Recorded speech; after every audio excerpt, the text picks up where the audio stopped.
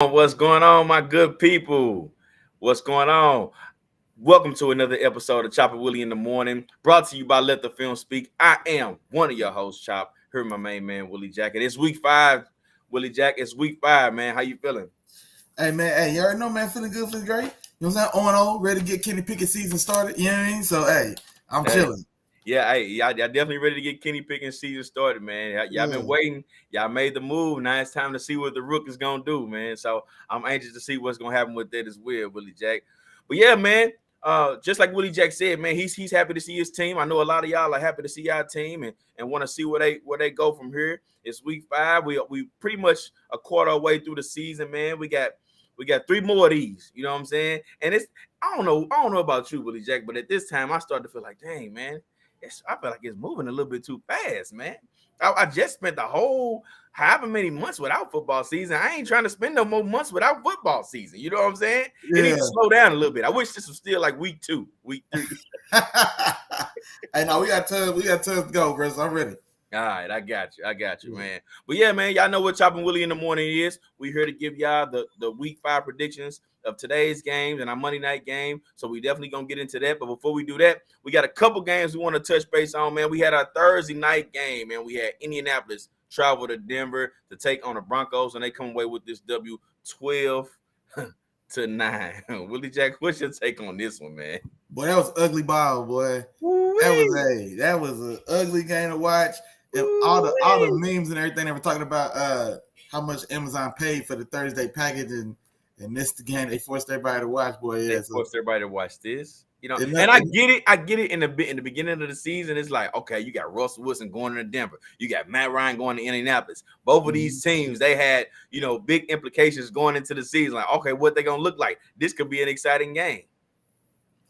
But that's why you got to play the game, man. That's why I tell you what, man, one thing I guess we can say, man, so Denver had another kind of moment where the game was on the line, and so I guess they did put the ball in Russell's hands on that 4th down. They tried to let him go for it and get the win, man. They come up short.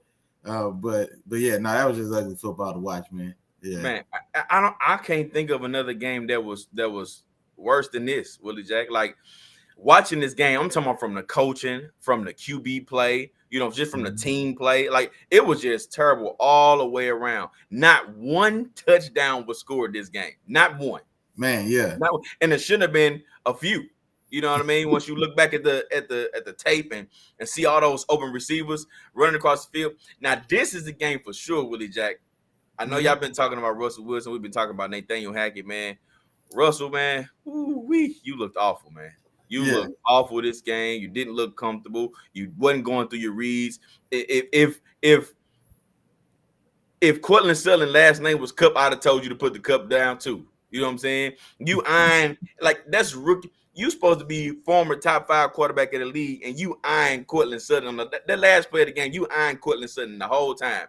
They know where you going. You know what I mean? You didn't take your eyes off of him one time. If you go through your progressions the way you're supposed to, ain't no way you miss KJ Hamler coming across the middle. Easy throw, easy touchdown. You come away with the W in this game. It still would have been a terrible game, but you come away with the W. Like that's fundamentals playing QB. Like, and then it comes out that all of us, hey, I ain't gonna lie, this it may be a real injury, but it just seemed weak. Now he's coming out. He's been playing through an injury. Hey, I was just gonna say, man, somebody finally in the Broncos organization tried to do something to save Russell Wilson, so they should have came out with that injury news 2 weeks ago. Hey man, we should have been on about that.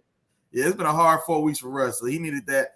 He needed that little save to, I guess, his season performance so far. I needed that save a little earlier. Man, like you said, when I seen it too, I thought to say that like, of course he's playing through something. Okay, and like I said, it could be a legit injury. It like probably is, but it's just weak. You don't come out with that after that performance. Like they needed that news out week 2 with it. Yeah, they needed that news out week 2, or at least say he just suffered it, not that he's been playing through it to make it seem like, oh man, playing through it makes sense because now that goes back and gives a reason for his last 3 performances. Like, oh, okay, he been playing through the torn shoulder. Okay, and that also means when the time comes, he better step it up when that injury gone. You know what I'm saying? So Yeah. Hey, that was just a terrible game. To say the least, Indianapolis came away with the W, even with the horrible play that they had. They still won. Yeah. The one thing I can say about this game, Gilly is back. Gilly is playing good, aka Oh man, Stephon yeah. Gilmore playing some good ball, and Patrick Surtain. You know what I'm saying? Those were the two best looking players, you know what I'm saying, on the field. You know what I'm saying? Those two Yeah. guys, and I watched them, and it's like they look really good, man. So kudos to Gilly, make the game winning play, man. And Yeah. Indianapolis, like I said, comes away with that W. Yeah, not for sure. For sure. All right, man. What's going on, Mom? Dude, Mom's in the building. What's going on? For sure. What's going on, moms? So let's go ahead and move on to these games. And actually, before we move on to these games, we got a London game going on again this week, Willie Jack. We got a London game going on. So we got two teams in London right now. We got the Giants facing off against the Green Bay Packers. Right now, the score is 20-10 at halftime. Green Bay is up in this game. And just to give you a little bit of insight of what this game looks like, man, Aaron Rodgers looks very, very sharp, man. He's making a lot of good decisions. He's at the top of his game this particular game. He's 18 for 24, almost 150 yards, 2 touchdowns. And for the Giants, man, they fighting. They trying to figure out a way to stay in this game. Daniel Jones hasn't looked too bad. Saquon Barkley has been bottled up for the most part. And loading. Green Bay has been loading the box. He did break off one long one, along with about 40-yard run. That run that Willie Jack be talking about. He gonna break off one at some point. He good for it's sometime in the game. He good for breaking off about 40 yards. Yeah. Normally it take a day that was like 17 for 66. It takes it like 17 for 112 with like a 46-yard one that he got loose. Stuff like that tend to happen. Yeah, I feel you. But that's where we at, man. Green Bay is up right now in this game, 20-10. So they get ready to start the second half right now. Green Bay is getting ready to kick off to the Giants. Of course, just like last week, we'll keep y'all updated on that game, on scores and things like that as we kind of go through the show. But without further ado, Willie Jack, it's time to move on to this Week 5 Sunday slate that starts at 12 p.m. Central Time. All right. And the first game we got on the docket today is Pittsburgh traveling to Buffalo to take on the Bills. Willie Jack, what's your take on this one, man? I ain't gonna talk about this too long, man. So, Kenny Pickett gets his first official start in the league this week, and it is on the road against Buffalo, man. So, okay, all right. I thought y'all lost me for a second. Anyway, so yeah, man, short this week, man. We're a little outgunned. You know what I'm saying? We're more than a little outgunned in this matchup, man. So I'm gonna go Buffalo handling their business at home, 30-17. Gotcha. 30-20. 30-20. You're gonna make it a little bit closer. Okay, I got you. 30-20. All right, look, man, I got Buffalo in this game too, Willie Jack, and I ain't gonna hurt you too bad. But I will say this though, I'm interested to see what this what Pickett looks like, and if this Pickett to Pickens combination continues. Because if so, then we could be looking at something for in the future, you know, for years to come as one of the better combinations in the league, as long as Pickett continues to develop and Pickens continues to look like the receiver that he's been looking like. So I'm interested to see what that looks like.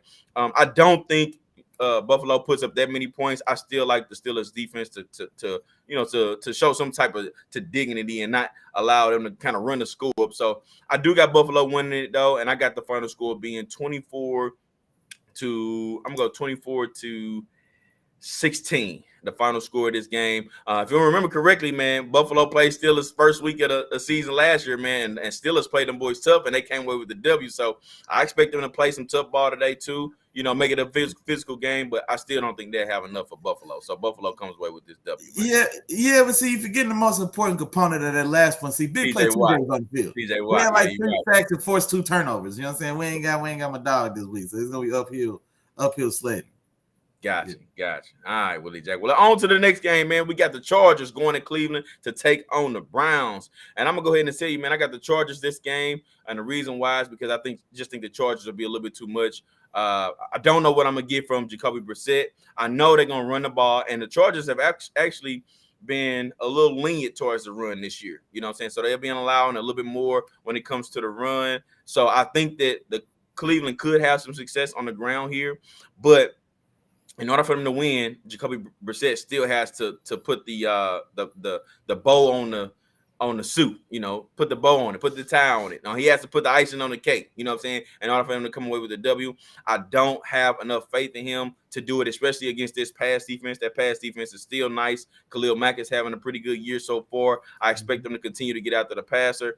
So I think they're going to cause a little bit of trouble. And Herbert is still playing some really, really good ball.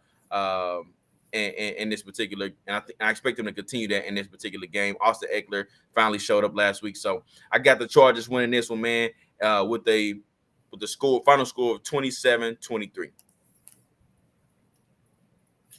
27-23. Okay, good. Yes, now let me tell you why Cleveland's gonna win this game at home, big dog. Talk to me. It's gonna be a lot of CH&D, man. Okay. a lot of Nick Chubb, I like that. Kareem Hunt, a lot of defense, man. A lot of Kareem Hunt, a lot of Nick Chubb, a lot of defense, man. CH&D, I stole that from my dog Chop. Our dog Miles in the building, man. He said he ain't gonna lie. He like Brissett. What he's getting, he likes JT, not JT. He likes Jacoby.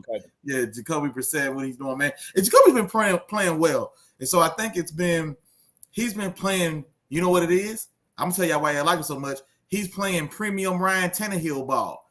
He's letting that defense and that run game lead the journey. And he's doing just enough when his number gets called to not get in the way of a victory, man. And you know what? You can go all the way to the bowl like that, man. Y'all better stop playing. So yeah, man. But no, I like this game for them on the road, and I like it because I still like this run game against the Chargers defense.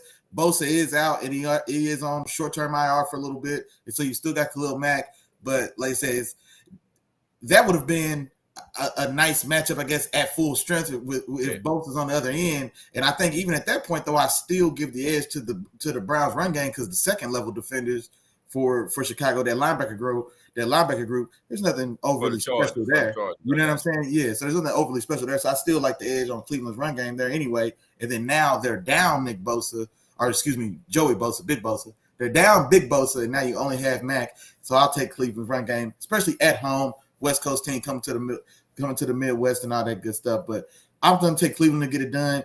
26-21. This is another game too, man, where on the road against a solid opponent, these are the games that Lil Josh, Justin Herbert, Lil Josh.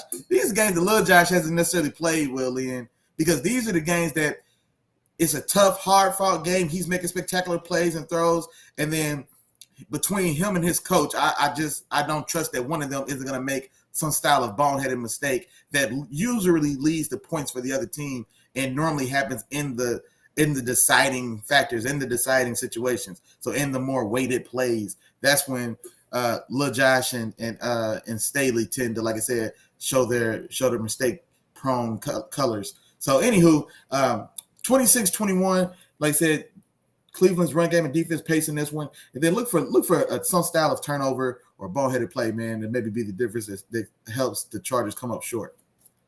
Okay, I got you. I'm rolling with you there. That's gonna be a game up for me, and we're gonna continue to roll, man. Next game, we got Chicago going to Minnesota to take on the Vikings. Who you got in this one, Willie Jack? Man, let me get Jay Jettas and them boys at home against Chicago. This is one of those ones where it's an interdivision matchup, which is the only reason why I'm thinking that like maybe it just it isn't just a full 2-score, just wide range victory for Minnesota because Chicago can't throw the ball. Chicago just flat out cannot throw the ball. It's a combination of errors on both sides. I think Justin Fields at this point has been more than inadequate, and the offensive scheme and the players around them aren't great either. So they're failing on both sides. 9 pass attempts is not going to be enough to keep y'all in this game if Jay Jettas and those boys get rolling. Minnesota is at home, but I'm going to take Minnesota 27-16. I always feel like I got to account for at least one or two scores coming from Justin Fields somehow, some way. But so I'll give them 16-27, but Minnesota handling business at home. Got you. And Miles coming in hot, man. He coming for me, man. He said, "Where's the field hype from week one?" Hey, man, the Pro Bowl hype, wasn't it? Yeah, I was talking that talk, man. I was, man. I still got some. It's over. That one's dead. The Pro Bowl. I feel like it's gonna be tough sledding. It's gonna be tough sledding from here on out. But I'm gonna say this though. I still got some hope for Justin Fields. I still see flashes of good things. But throwing the ball, 10, 15 times a game ain't gonna cut it. You know what I'm saying? And then the way that the offense looks as a whole, it's not gonna cut it. The offensive line is terrible. They can't block a soul. You know what I'm saying? I just said last week, I thought they was the worst team in the NFL. The way the worst team in the NFL when after I saw that performance from last week, and I still kind of feel that way. You know, even though they did come away with the W against Houston, that was a few weeks ago. Teams change every week, and right now the way that they look, man, they look like the worst team. Man, they look terrible. Like I said, I still believe in Justin Fields. I still think he has something there. I've seen flashes from him. I just don't think everything is working out for them right now as a whole. Coaching, players, you know, everything. And then his situation, like I said, it's just not the best either. You know what I mean? You bring in a number one, your first round pick at QB, and you hope for him to be your future, and you don't do nothing in the second year to build around him at all. You know what I'm saying? So it's just a terrible situation. I thought he was going to be able to overcome it and show more flashes as he develops, but it's just terrible all the way around. I'm still holding out hope, you know, not necessarily for the Pro Bowl, but for him to become a solid player. That's what I'm saying. Forget all that, man. What's your score? This could have been a dumpster ball for winning from Minnesota. I want to see Jay Jettis get 150 yards on them boys. Give me your score on this game. I ain't worried about what you're talking about. I'm worried about what I'm talking about, okay, at the end of the day. But I got Minnesota winning this game. I got Minnesota winning this one, man. I got them putting up 30 this game. 31-17 is my final score of this one. 31-17 for sure. Go ahead. Straight up. So he say Chop backpedal is great, man. Ain't no backpedal, man. Hey, if I'm wrong, did you see the premium form? Did you see the form? He still got technique, boy. I still got the technique. Hey, I used to be a DB. Y'all better watch out, boy. Hey, I want to know what the boy 180 turn look like, boy. That boy feet still move quick, boy. Golly. Hey, when you're wrong, bro. It's all good. Hey, I'm wrong. But hey, check this out, man. This next game, man, we got Detroit going to New England to take on the Patriots. All right. And I'm going to go ahead and go with the Patriots this game, man. No matter how much I don't like the Patriots, I'm going with the Patriots. And the reason why is because I just watched Detroit. Give up all these yards on the ground when another team was trying to run the clock out. You know what I'm saying? And we know what New England is coming to the table to do. We told you that last week that you got to bring your big boy pants when you play the Patriots, especially with up front and with their run game. And they're going to put that two-headed monster to test. They're going to play some solid defense. And I think it's a little something too. I think the Bill Belichick has a little bit of something on Goff too, man. So expect a little bit of decrease in performance from Goff this week. Even though I said he's a top 5 quarterback right now, I think Bill Belichick pulled some from under his sleeves, man, in this particular game, and that run game gets going. So I'm going New England in this game. I got him winning this one 24-20. That's my final score of this one. Ooh. Hey, y'all see what my dog Miles said in the chat, man? It's Goff. Yeah, man. Paper route newly signed, man. Jared Goff, Alba coming to be determined. But what you doing though? I heard you vouching for it. But what you doing? Jared Goff and them boys going to take it to New England today, man. Jared Goff and them boys going to take it to New England because for one, Bradley Zappi, is it Bradley Zappi? Brandon Zappi, I think Zappi, something like that. Brandon Zappi ain't gonna matter. One thing that we do know is Detroit can score points. Detroit can move the ball on offense. Maybe they got to go down 2 touchdowns before they get it going. But the worst thing that can happen in this game is for New England to go up 14-6 because that just means Jared Goff going for 400 in the second half, man.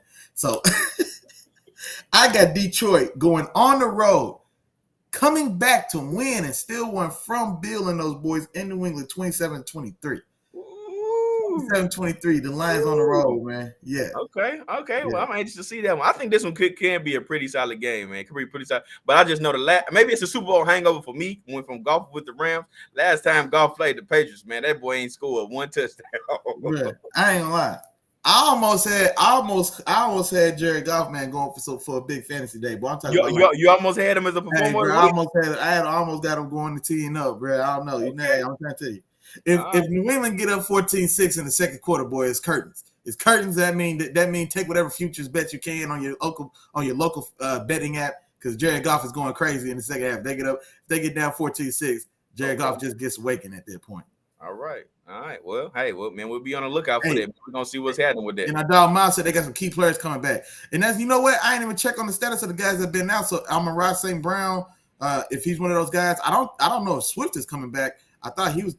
thought to be out for a couple yeah, weeks. I think Swift may be out again, but I'm definitely I'm about to pull it up because I want to see what's going on with that in this particular game because I want to know what's going on with that too, man. For sure. And then if Swift is out, man, we do know they've got a more than competent backup back man, Jamal Williams, and so he's a guy that's like Kareem Hunt light, man. He's Kareem Hunt light. He's like Kareem Hunt light, bro. I ain't gonna lie, and he offers a lot of that similar skill set, bro. But I would still say he's a step under Kareem Hunt, but a spell back that's actually a pretty good receiving back, but with power back size, it's more comparable, man, than we probably thought about. Okay. All right. Well, we're gonna see what's going on with that particular game, man. But on to the next one, man. We got your boy. They wrote him off, and he didn't write back. Seattle going to New Orleans to take on the Saints, man. Willie Jack. What you got in this one, bro? Yeah, I know I just said what I said, dog. That's why I set you up because I knew you were renege on him. I know I just said what I said, dog. But man, you're going all the way from Seattle to New Orleans, dog.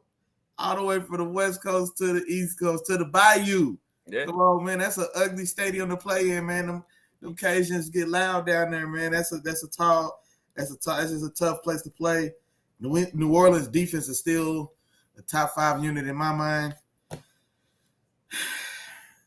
Offensively, I mean, it is tough ball on the other side of the ball for New Orleans, but that defense could be so dominant.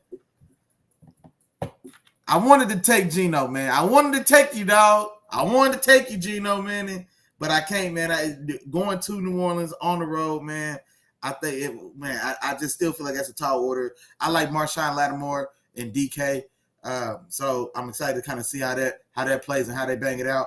Our dog Miles in there dropping stones. He said that Kamara is expected to be back as well. That actually helps me feel a little better about my New Orleans pick, man. But I've got New Orleans in a close one, 24-20. This one is one that, man, I almost consider it for game of the week. I think this could fool around and be an unexpected, exciting game, and Seattle could definitely pull this off, man, with Geno playing the way he played last week. But I'm gonna take New Orleans in the better defense at home. I love a great defense at home, man. I ain't gonna lie. That's one of the things I can tell you about me if I'm betting games. A great defense at home, that has a lot of pull with me, especially with the crowd in New Orleans. I'm taking New Orleans 24-20. But like I said, if Seattle and those boys pull it off, man, I wouldn't be too surprised. Okay. Well, I got New Orleans in this game too, man. And Miles kind of stole the thunder, but I'm gonna roll with it anyway. Kamara is actually going to be my performer of the week this week, man. I expect him to be back. I also expect them to use them a lot this game. Jameis Winston is probably not going to be playing again in this week.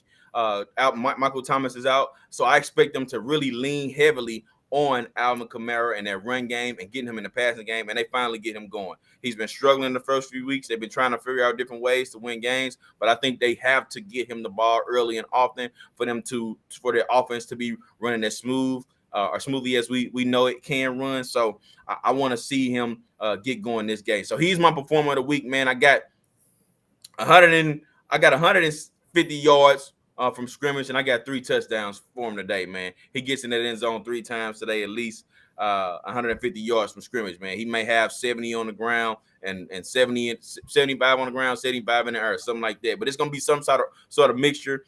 Like I said, he's going to be heavily involved, and he's going to carry this team to a victory in this particular, man. My final score is going to be, I'm going to go 31-20 in this.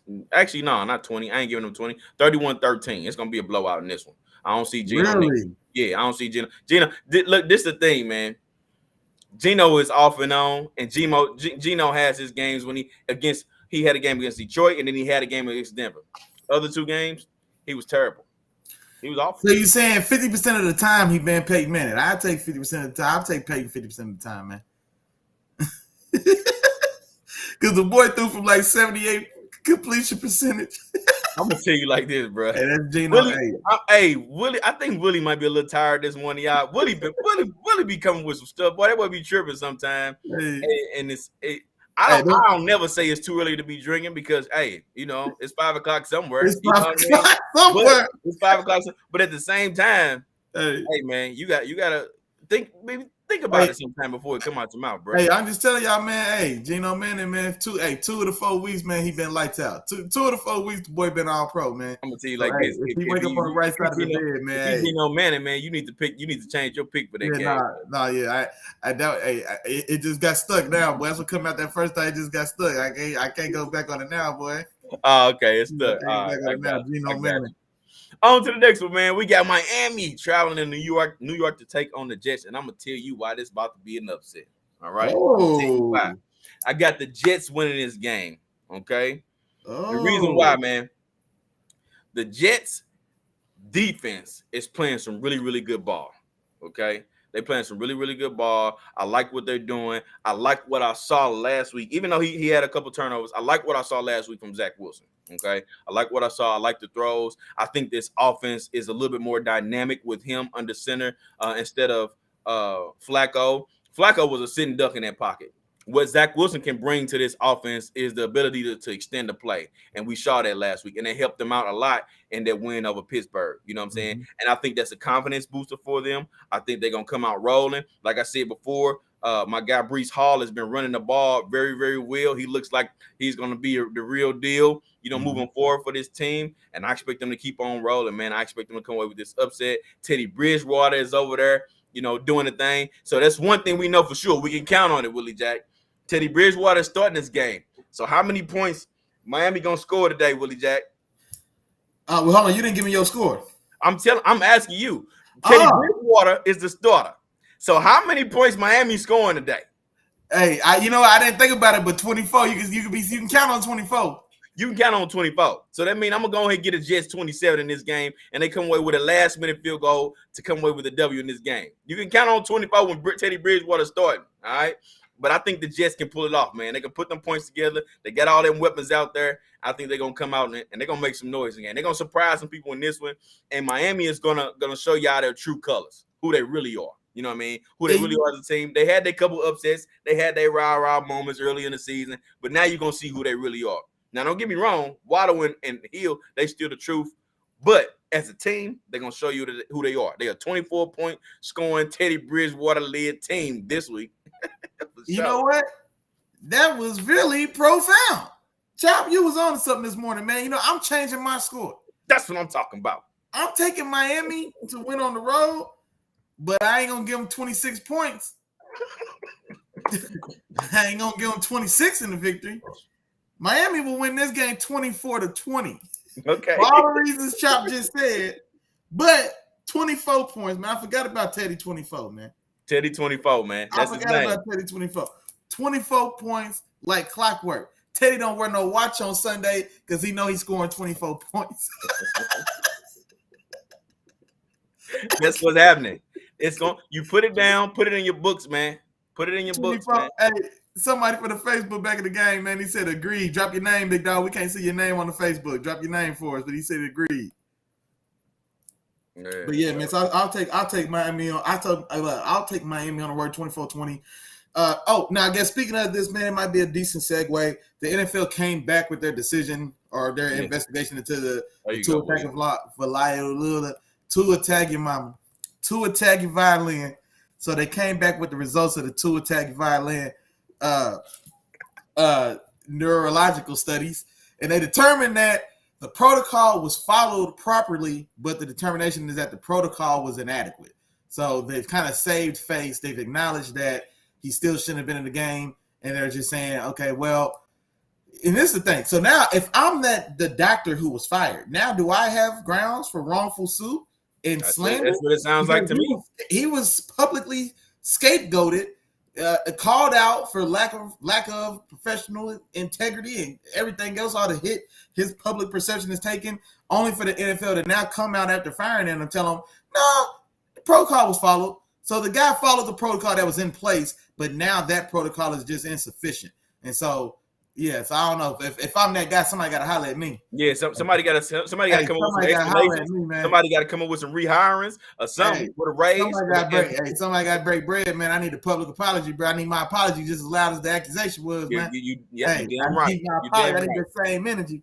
And so somebody owed me a call in a press release. Somebody owed me a call in a press release. You know what I'm saying? Just to get me going. But so they did that. Now the key component to the updating procedure they've called, I think it was like atrixia, something like that. Essentially, if you observe gross motor malfunction, so somebody gets up, the boy leg wouldn't straighten out. He tried to stand on the short leg and almost fell down. Had to have somebody grab him.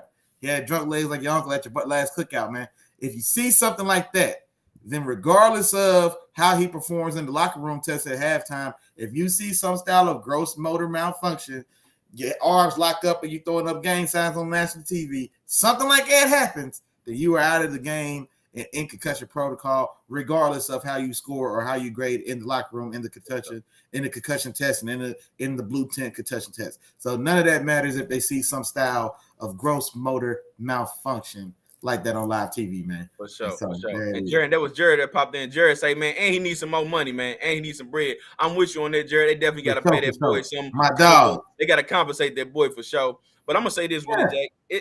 This is, we keep having some same issues, and I think they need to revisit, what's going on with the NFL as far as the rules that are set in place, all those things. I think they just can go ahead and dig deep and just run through everything and just try to fix everything, make it to a T, because these are the same details of issues that were missed, and we found out a lot about that in the Deshaun Watson case, right? In the Deshaun Watson case, because there weren't details in how the situation was handled or how to handle the situation, it was like, no, we're gonna ride off of this. This is what we're gonna go off. We're gonna base this off of that. You know what I'm saying? And there's no details in there specifically saying if this were to happen, this. This sounds like it's the same situation. They have the concussion protocol in place, but there's that miscommunication. There's those missing details in a sense where it's like, this is what we intended for the concussion protocol to be, but this is what you guys took it and made it, in which it doesn't match up. And if you're a professional organization like this, those details have to match up, so there's no miscommunication about it, and then the way that it's handled. You know what I'm saying? So I feel like that's something that needs to be cleaned up within the NFL all the way around, because it's too many things that are starting to happen and are slowly starting to come out that are exposing, what's real and what should happen, and the mistakes and the rough things that's going on, man. So that's kind of how I feel about it, Willie Jack, in terms of this particular situation in comparison and in conjunction with everything else that's been happening from the offseason to now. Now, and honestly, I'm not even upset. I mean, it's one of those things where, like, and this is where the NFL gets in trouble, because they try to, it feels like too often they try to grade or attack problems like in hindsight.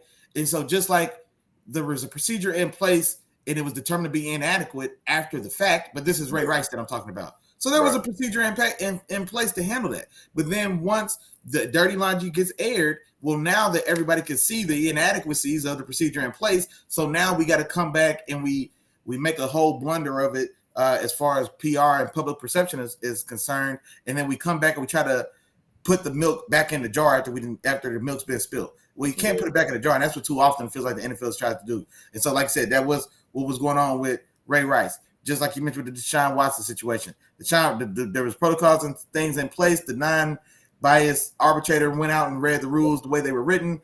NFL decides that's not too much. They go back, and then we get a new deal. And so now the same thing. So just like Chop said, the protocol was put in place for the benefit of protecting players.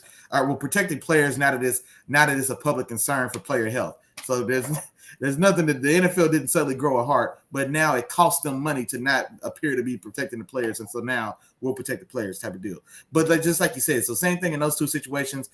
Something happens that exposes a hole or a flaw in the established protocol, and so now you've got to go back, revamp it, and we tweak it. But just like we've been talking, and just like our dog Jared just said, somebody owe that man some bread. That man was slandered across TV. I don't know if anything was printed, but if there's an actual print of something accusing him or calling out that he did some style of improper or something in impropriety, then that boy got a suit on his hands, man, and he needs some bread. Don't drag me through the mud and be like, He did everything we told him to do, though. He's still fired, and we done fixed it now. But you know what I'm saying? Like, they got a whole week's news cycle off of that man That's right terrible. there to scrape it. So yeah, somebody owe that man some bread. For sure, Willie Jack. And I 100% agree with you. But I think it's about that time, Willie Jack. I don't know if they've been reading. I don't know if they can read. I ain't gonna disrespect the audience like that. I know y'all can read, but I don't know if y'all been paying attention and doing what you're supposed to do. You know what I'm saying? I know you see it coming across the bottom of the screen, but just in case they didn't hear it or they ain't been doing what they've been told to do, Willie Jack, I think you need to remind them, man. Man, come on, man. Y'all know what's going on, man. You see what my dog just tell you. If you can read your screen, you can hear it. You can follow along with the things I'm about to say, man. Don't disrespect the three amigos, man. Today's episode of Chop Willie in the Morning is brought to you by your good dogs, your friends, your boys, Chop Willie from Let the Film Speak. Also brought to you by today, man, by the good brothers at Prospect and Precision Painting as well, based out of Atlanta, Georgia. Look for them online, man. They can get to you anywhere in the country for sure. Also brought to you today by the good fellas in the NFL, man, bringing another football Sunday around for everybody to enjoy. So, just like we said, man, don't be disrespectful, man. Wipe your feet before you come in the crib, man. Holla at the three amigos, man. That's like, that share, subscribe, man. It's a 3-piece spicy. It's 3 the hard way. That's like, that share, subscribe. Say it with me at the crib. 3-part process, but it's a 4-part procedure. Like, share, subscribe, man. Holla at the three amigos. Tell a friend. Tell your friend to tell a friend. Tell your friend's friend to tell his partner to come on down, man. Bring everybody over to the new crib on the YouTube, man. With Chop Willie in the Morning, Let the Field Speak. Sundays at 10, Wednesdays at 7 o'clock for the regular programming, man. You know what's going on. We appreciate the love and support as always. And now back to the regularly scheduled programming, man. For sure. On to the next one, Willie Jack. We got a divisional matchup, man. And we going to Tampa Bay with it, man. Atlanta going to Tampa Bay to take on the Bucks. I'm going to go to Bucks in this game, man. And I'm going to keep this one short and sweet, Willie Jack. The Bucks are just a better team. You know, that's just what it is. I know that Atlanta competes. We know what they do. You know what I'm saying? They're going to be feisty. But I don't think it'll be enough. Tom Brady got all his weapons back, and they back and they ready and rolling. And I think they start that train this week. They coming off a bad loss to the Kansas City Chiefs when we watched them on Sunday Night Football, and we ain't gonna see that 2 times in a row. Tom Brady coming off an L, you can forget about it, my dog. So I see Tom Brady them coming away with this W, man, hitting all 3 of his weapons and opening up this game a little bit. They win this game, man, for the final score, 34-17. Oh, big spread there. Okay, 34-17. I'm gonna be short and sweet as well. I'm taking Tom Brady now. Same thing like you just said, man. Tom Brady's now getting healthier as the season progresses, and he's coming off of an L. And so Tom Brady's looking to get that taste out of his mouth. I'm gonna take Tom Brady now 30-24. Atlanta's been playing well, man. They've been playing hard. They've been competitive in all the games.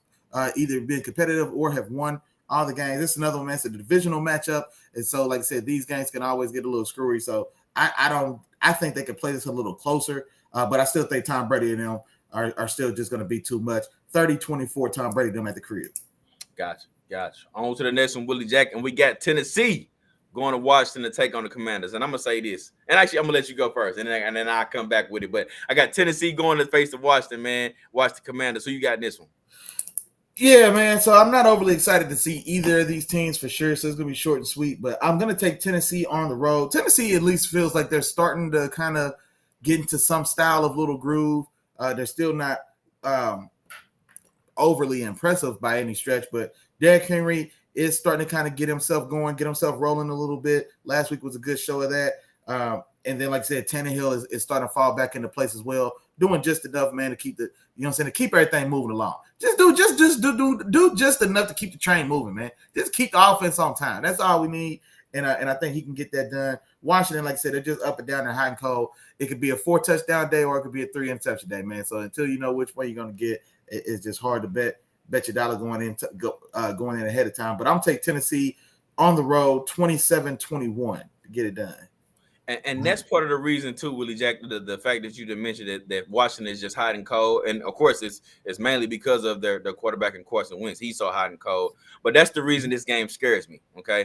Because Tennessee doesn't have one of those defense that scares anybody. They don't have a defense where it's like, for sure they locked in and it's gonna be a long day for whoever that offense is. They don't have that type of defense. That defense is known to give up some big plays. And Carson Wentz can put together some big plays. So, like I said, that's the reason this game scares me. The one reason that I really want to go with Tennessee in this game, which I am going with Tennessee, is because I'm starting to see Derrick Henry start to get it rolling. That's the guy that I'm truly concerned about. And once he gets rolling, once he's doing his thing, that opens up so much more for that offense and for this team in general. Of course, it keeps them held on to the ball so they continue to do their thing that way. But I expect Tennessee to come away with this W. But I will say, like I said, this game does scare me. I can see Carson Wentz coming in this game and starting to light up that the defensive backs of the Tennessee Titans team. Now they are going to be without their rookie Jahan Dotson, who's been a very integral part to this offense, but still, you know what I'm saying, that they're capable of putting up some points. But I'm still gonna go Tennessee in this game, man, and I got them winning it 23-20. That's my final score, and they come away with a W and a close one. Gotcha.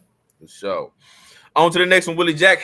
Now this one right here in normal years would have been a for sure toilet bowl, but only reason I'm not gonna call it that is because we still got Jacksonville playing this game, who hasn't been playing terrible ball. All right, but we do got Houston going to Jacksonville to take on the Jaguars, and I'm going Jacksonville, man. I just like what Doug Peterson has going on over there. I expect a bounce back game for Trevor Lawrence, having that rough game last week with those 4 fumbles and that interception. You know, so it's just terrible. So I expect them to have some sort of a bounce back game. Even if it's not a great game, he's not going to have that game again, you know, where in the sense of what he did this past week. So I expect them to get back going to what they've been doing. I also expect their run game to get back going too with James Robinson. So I expect them to have a pretty solid day today. And Jacksonville goes home. They welcome Houston in and they take care of business. They remind them, hey, it's still our crib, you know what I mean? And this is just what it is. It's a divisional game, so they may be a little bit tougher, maybe a closer score, but I still got Jacksonville winning this game. And my final score is going to be 27-20 in this game, Man. Man, all right. I'm gonna tell y'all, man. I'm gonna do what y'all do. I'm gonna call it the dumpster bowl, regardless, man. It's a dumpster bowl, not because necessarily both teams are just trash, but Houston's definitely in firm pursuit of CJ Stroud, man. And so, wait a minute, our dog Tom in the building. Tom he rolled. He come on in. Huh? Champion CJ Stroud is the future quarterback for the Houston Texans this whole offseason, and now he doesn't think Stroud is it. Well, I tell you, if Stroud is the one you're getting, so you better get back on board, man. But yeah, I don't think Houston lets Jacksonville getting away with them getting the number 1 pick today. I'll take Jacksonville at home. I do think it is going to be, I guess, a closer scoring game, just like Chop told y'all. Divisional matchup. Houston will look competent in spots. It's just that Davis Mills hasn't performed well, I guess, when they've had to just lean on him to get it done. But I still think they could keep it close in the divisional matchup. I'll take 27-23 Jacksonville at home. I can't believe Tyler gave up on Stroud this fast. He gave up on him. Golly. 1 week he gave up on him. I think y'all draft CJ Stroud. Yeah, that's who I think y'all draft. CJ Stroud. Yeah, so we'll see that there. On to the next one, Willie Jack. We got San Francisco. They go to Carolina to take on the Panthers at home, man. Who you got in this one? Oh, man, this is going to be short and sweet as well, man. San Francisco and them on the road. I do think Carolina's defense has a chance to kind of make it, make it an ugly game or a tougher fought game. But I think that San Francisco, I think it's one of those games where the scoring may not – neither team will maybe run up the scoring, but I think it's going to be one of those games where, once we get midway through the second quarter, as we start approaching half, I think San Francisco is going to kind of take control of the game. Score at that time may be like 13-6 or something like that. So it's still it's not over, but I just think they just hold on and just kind of stay away from Carolina the rest of the game. I think Carolina maybe gets a late field goal or something to close the gap a little bit, but I've got San Francisco on the road 24-19. Okay. And I got San Francisco winning this one too, man, in a game where I agree with you. Carolina can make this a little bit closer, but the way that the 49ers are playing right now, they're going to play a lot of physical ball, man, and I think it's going to be a little bit too much for this Carolina Panthers team, and the strength that they specifically have. I think their run game is going to be the catalyst in this particular ordeal. I expect Jeff Wilson to have a pretty good day. They're still without Elijah Mitchell for a few more weeks, so I expect Jeff Wilson to have a pretty solid day, him run the ball pretty well, and this 49ers continues to play. This 49er teams continue to play good defense. I think they get out the Jared Goff. They get out the Baker Mayfield. It causes him to make mistakes. And we've seen enough of Baker Mayfield. My dog Willie Jack was just about to, come back on over on our side, the way he's been looking. And I think the 49ers continue to make him look that way. And I'm going to tell y'all again, I told y'all, man, that safety, all right? That safety, I told y'all for the 49ers, man, he is looking real good. I told y'all to watch out for him at the beginning of the season, man. And he's looking like he's going to become that real deal. He had an interception return for a touchdown this past week on the jump screen. You know what I'm saying? Man, find that boy's name so you can tell who you're talking about. Hufanga to Talanoa Hufanga. Okay, that's why I was trying to find it because Talanoa. All right. What number is he, man? Let me stop butchering the boy's name, man. I'm gonna stop butchering his name. But yeah, watch out for you'll see him. He got the hair, 29, number 29. He got the hair. You know what I'm saying? And his trainer is a former Pittsburgh Steeler. I'm just gonna put it out. He plays safety. Yeah. He's strong safety. His trainer is a former Pittsburgh Steeler. You know what I'm saying? Who they have long hair. I'm just telling y'all. They call him Baby TP, man. That's what they say. That's what I'm trying to tell you. That's what I'm trying to tell you. Only because he got the luxurious long hair. That's all it is. No, that boy playing some good ball too. Yeah. Hey, he's playing some good ball too, man. He playing some good ball, but we ain't gonna compare him to the guy, man. After 7 games in the league. Hey man, hold on. You hold on. After you just got done talking about some Geno Manning and Geno Brady, you don't tell me. Hey man. Hey, look, y'all do what I say, don't do what I do, man. Go to the next game. This dude true. What was your score? All right, I'm gonna go San Francisco in this game. I got them winning it. I say 23-10, man. 23-10. I think they really get out to him, and they. I don't even know if they score a touchdown, honestly. But I'm gonna stick with 23-10 though. I'm gonna stick with 23-10 final score of this game. All right, gotcha. On to the next one, Willie Jack. We got another late Sunday game. We got Philadelphia going to Arizona to take on the Cardinals. I got Philly in this game, man, just because I don't really know what I'm going to get from Arizona, man. Arizona's too all over the place. They don't have a steady anything. They don't have a steady offense. They don't have any rhythm within their offense. It's backyard football, when we go watch the Arizona Cardinals play on offense. And then as far as the defense, I don't know if they don't have anything coming when it comes to this run game and stopping what's my guy? AJ Brown. I don't know if they're gonna have anything coming or to stop those guys. I expect Jalen Hurts to continue to roll, and this Eagles team continue to roll, and they come away with an easy W in this particular game, and they win this one. They win this one 30-20. Final score in this one. All right, and my score is not too far off from yours. I got Philly on the road as well. I've also got them scoring 30 points. I've got it 30-24. And I think it's just like you, man. I think Philly's defense, they've allowed a couple teams, I think twice, the Lions and then the Lions in another game where they've got out and gotten control of games and then let another team kind of score. Well, specifically that Lions game for sure. Put up a lot of points in the back half of the game. Now going to Arizona, who is a big Kyler Murray off-schedule scramble play, 12-second touchdown play, or it's a lot of just disconjointed and ugly offense. Hard to look at if Kyler Murray's not making that offense look special or dynamic. I do think them playing at home maybe does give them a spark, at least in the early going, before I think Philly does settle in and then end up kind of rolling. But I've got it. I think it'll still be a mildly entertaining game though. But I've got Philly on the road, man, 30-24. Same as you, man. I think Jalen Hurts in that run game. I think just defensively, I just don't like much of what Arizona's got going on. J.J. Watts, man, looking older, or he's been looking older, man. Not the same guy. Both those young linebackers, Isaiah Simmons and Zaven Collins. Yeah, Buda Baker's nice, but yeah, there's just not a lot there. You know what I mean? But 30-24. Philly rolling and keeping their train moving. All right. Gotcha, Willie J. On to Monday night, man. We had Las Vegas go to Kansas City to take on the Chiefs. Willie, who you got in this one, man? Oh, Monday night. Okay, yeah. Man, this will be short and sweet, man. I got Kansas City at the crib. I've got it 31-24. This is one of those guys, and you know what, man? That 24 might be too much as well. Just like the Raiders are another team, man, just offensively and defensively And this is what I was thinking when the season came in. I definitely didn't think they did enough defensively. Bringing over Chandler Jones just wasn't enough, and that's proven to be the case still. But then offensively, man, I was hoping they'd start to look a little better by this point. And it's still not quite coming together. This has a chance to get ugly, and I think Kansas City's actually kind of ran off on the Raiders, maybe the last 2 of the last 3 matchups or something like that. So now I'm thinking about it, man, and it's at home. I think this one actually gets a little uglier than that. I had 31-24, but instead I'm gonna go 34.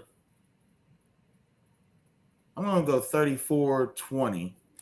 Kansas City at home on Monday night, taking it to the Raiders, man, per usual. Okay. And I'm gonna go Kansas City as well, Willie Jack. Man, the Kansas City is just looking too good right now. They're looking too smooth. They're firing on all cylinders, especially on offense, man, against Tampa Bay. Just watching what they did to that Tampa Bay defense last week, one of the better defenses in the league, man, just lets me know they just operating at a different level right now. And I expect them to go in and continue to do the same thing. Now, hopefully they don't not show up like they did against Indianapolis, you know what I mean, a few weeks ago and drop that game. Hopefully they got all those kinks worked out. But I expect KC to come into this game and do what they're supposed to do and come away with the W in this one. My final score is going to be,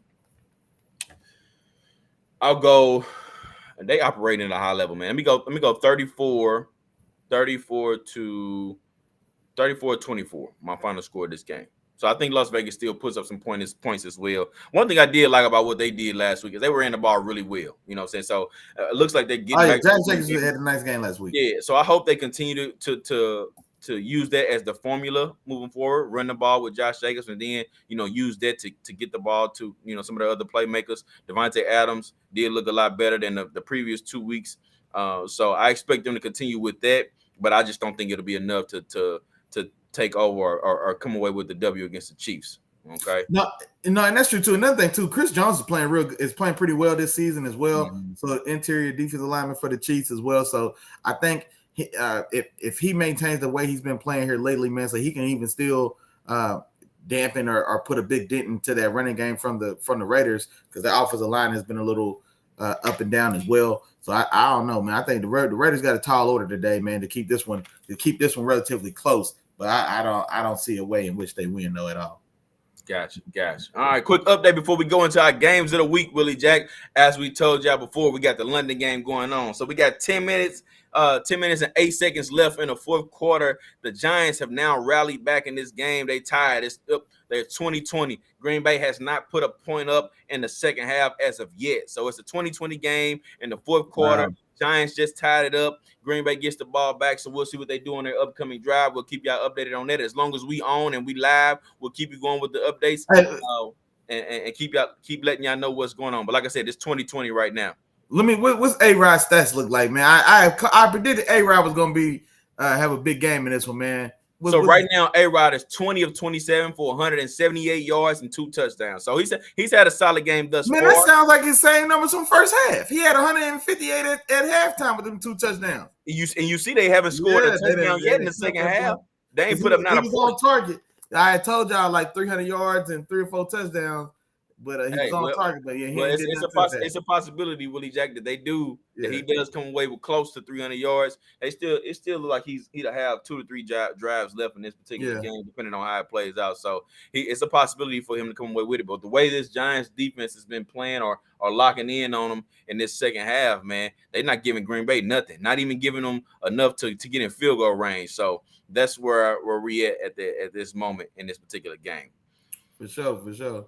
All right. Well, Willie Jack, it's about that time, man. We got to go and start talking about these games of the week, man. Going to the games of the week. And let's start it off with yours, Willie Jack. You said the game of the week, man, it's going to be who? Man, hey, Dallas and the Rams, man. So Dallas and the Rams is my game of the week, man. Our dog Jared was asking about this a little earlier, man. I don't know if he's still in here, dog, but we finally get to it, man. We had to save it for last because it's one of our games of the week. And I like this one for me, I think Dallas and the Rams are both 2 teams that are still like in reach of kind of cementing themselves toward the top half of this NFC race. So in the NFC, I think things are a little more defined. I think you've got Philly at the top. I don't think anybody's much arguing their role, their place as probably the top team in the NFC. But right after Philly, man, I think it's still open seating for those next, like the next 2 and 3. And so I think Dallas is in that consideration. I think the Rams is in that consideration. And I think San Francisco's in that consideration as that next team to really kind of throw their hat in the ring with Philly. And so this, to me, is a matchup to see which of those teams is they're all kind of jockeying for position, so to say, for that number 2 seed, at least here in the early going. So I do like that matchup for that. Then also, man, it also tells me that now Dallas and the Rams, they also had a close game last year, I want to say, right? And I think, did they beat y'all in that? Score, but I believe we came away with the W in that one. Did y'all win? Okay, I thought they actually even won, or maybe that's one that they let slide. But I remember it was a close game. I think it was also still in Los Angeles, which is why I'm surprised it's on the road again for Dallas.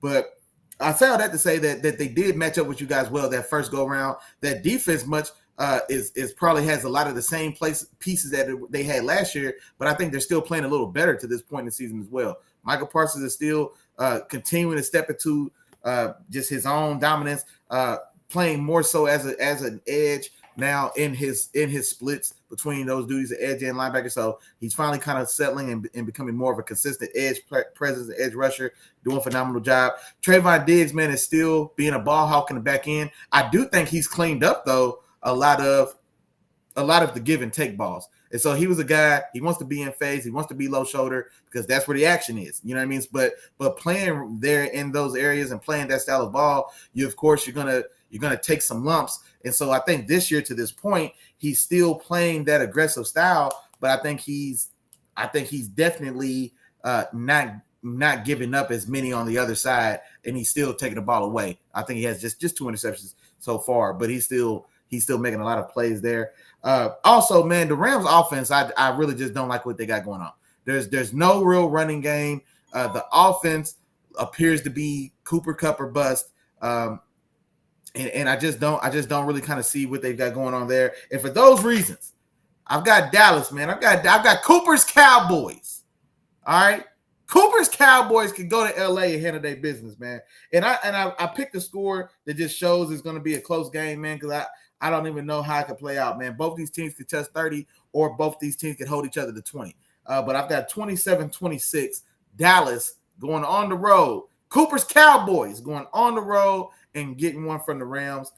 Honestly, man, I think this is a game where one of the playmakers for Dallas, man, I think maybe they make an impact play on defense that either gets them in short field for another quick score, a quick turnaround score, or maybe even I think the defense definitely positions the offense for a touchdown here, a layup, if you will. I don't know if it's going to be a sack from Minka because the Rams' pass protection has been porous, to say the least, or like I said, if it could be Trayvon getting one on the back end because everybody knows in the stadium before you get there. You mean a sack for Parsons, right? Oh, my fault. Yeah, sack for Parsons. Forgive me.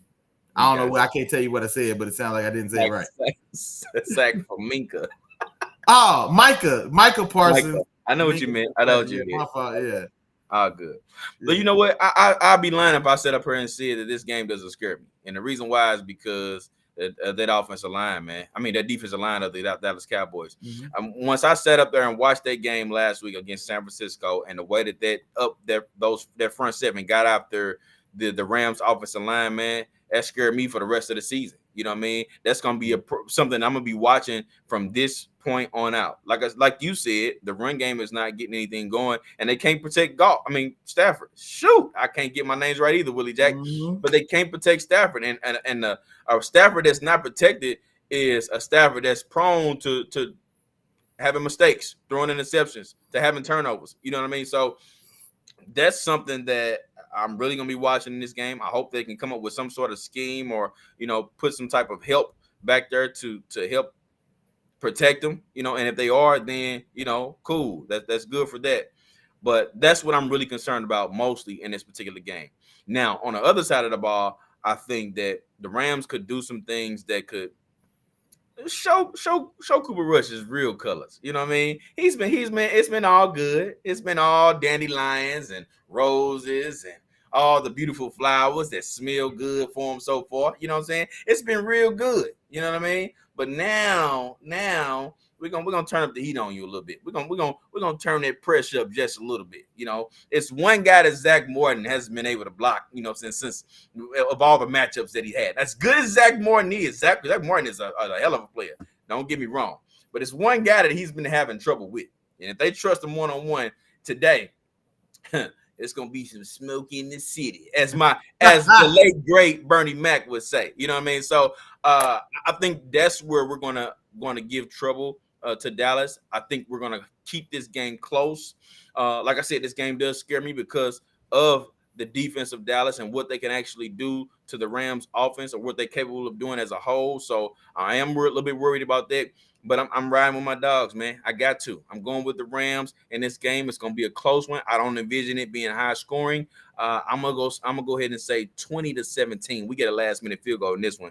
Matt Gay, he kissed that last minute field goal. We come away with this W in LA, and the Rams leave this game feeling good, man. And this is also a feel good. This is a must win game for us too. You know what I mean? And as we speak, the best in the business up the sideline for about 35. You know what I mean? I'm just saying. You know, I mean, it ain't no big deal or nothing. He scored.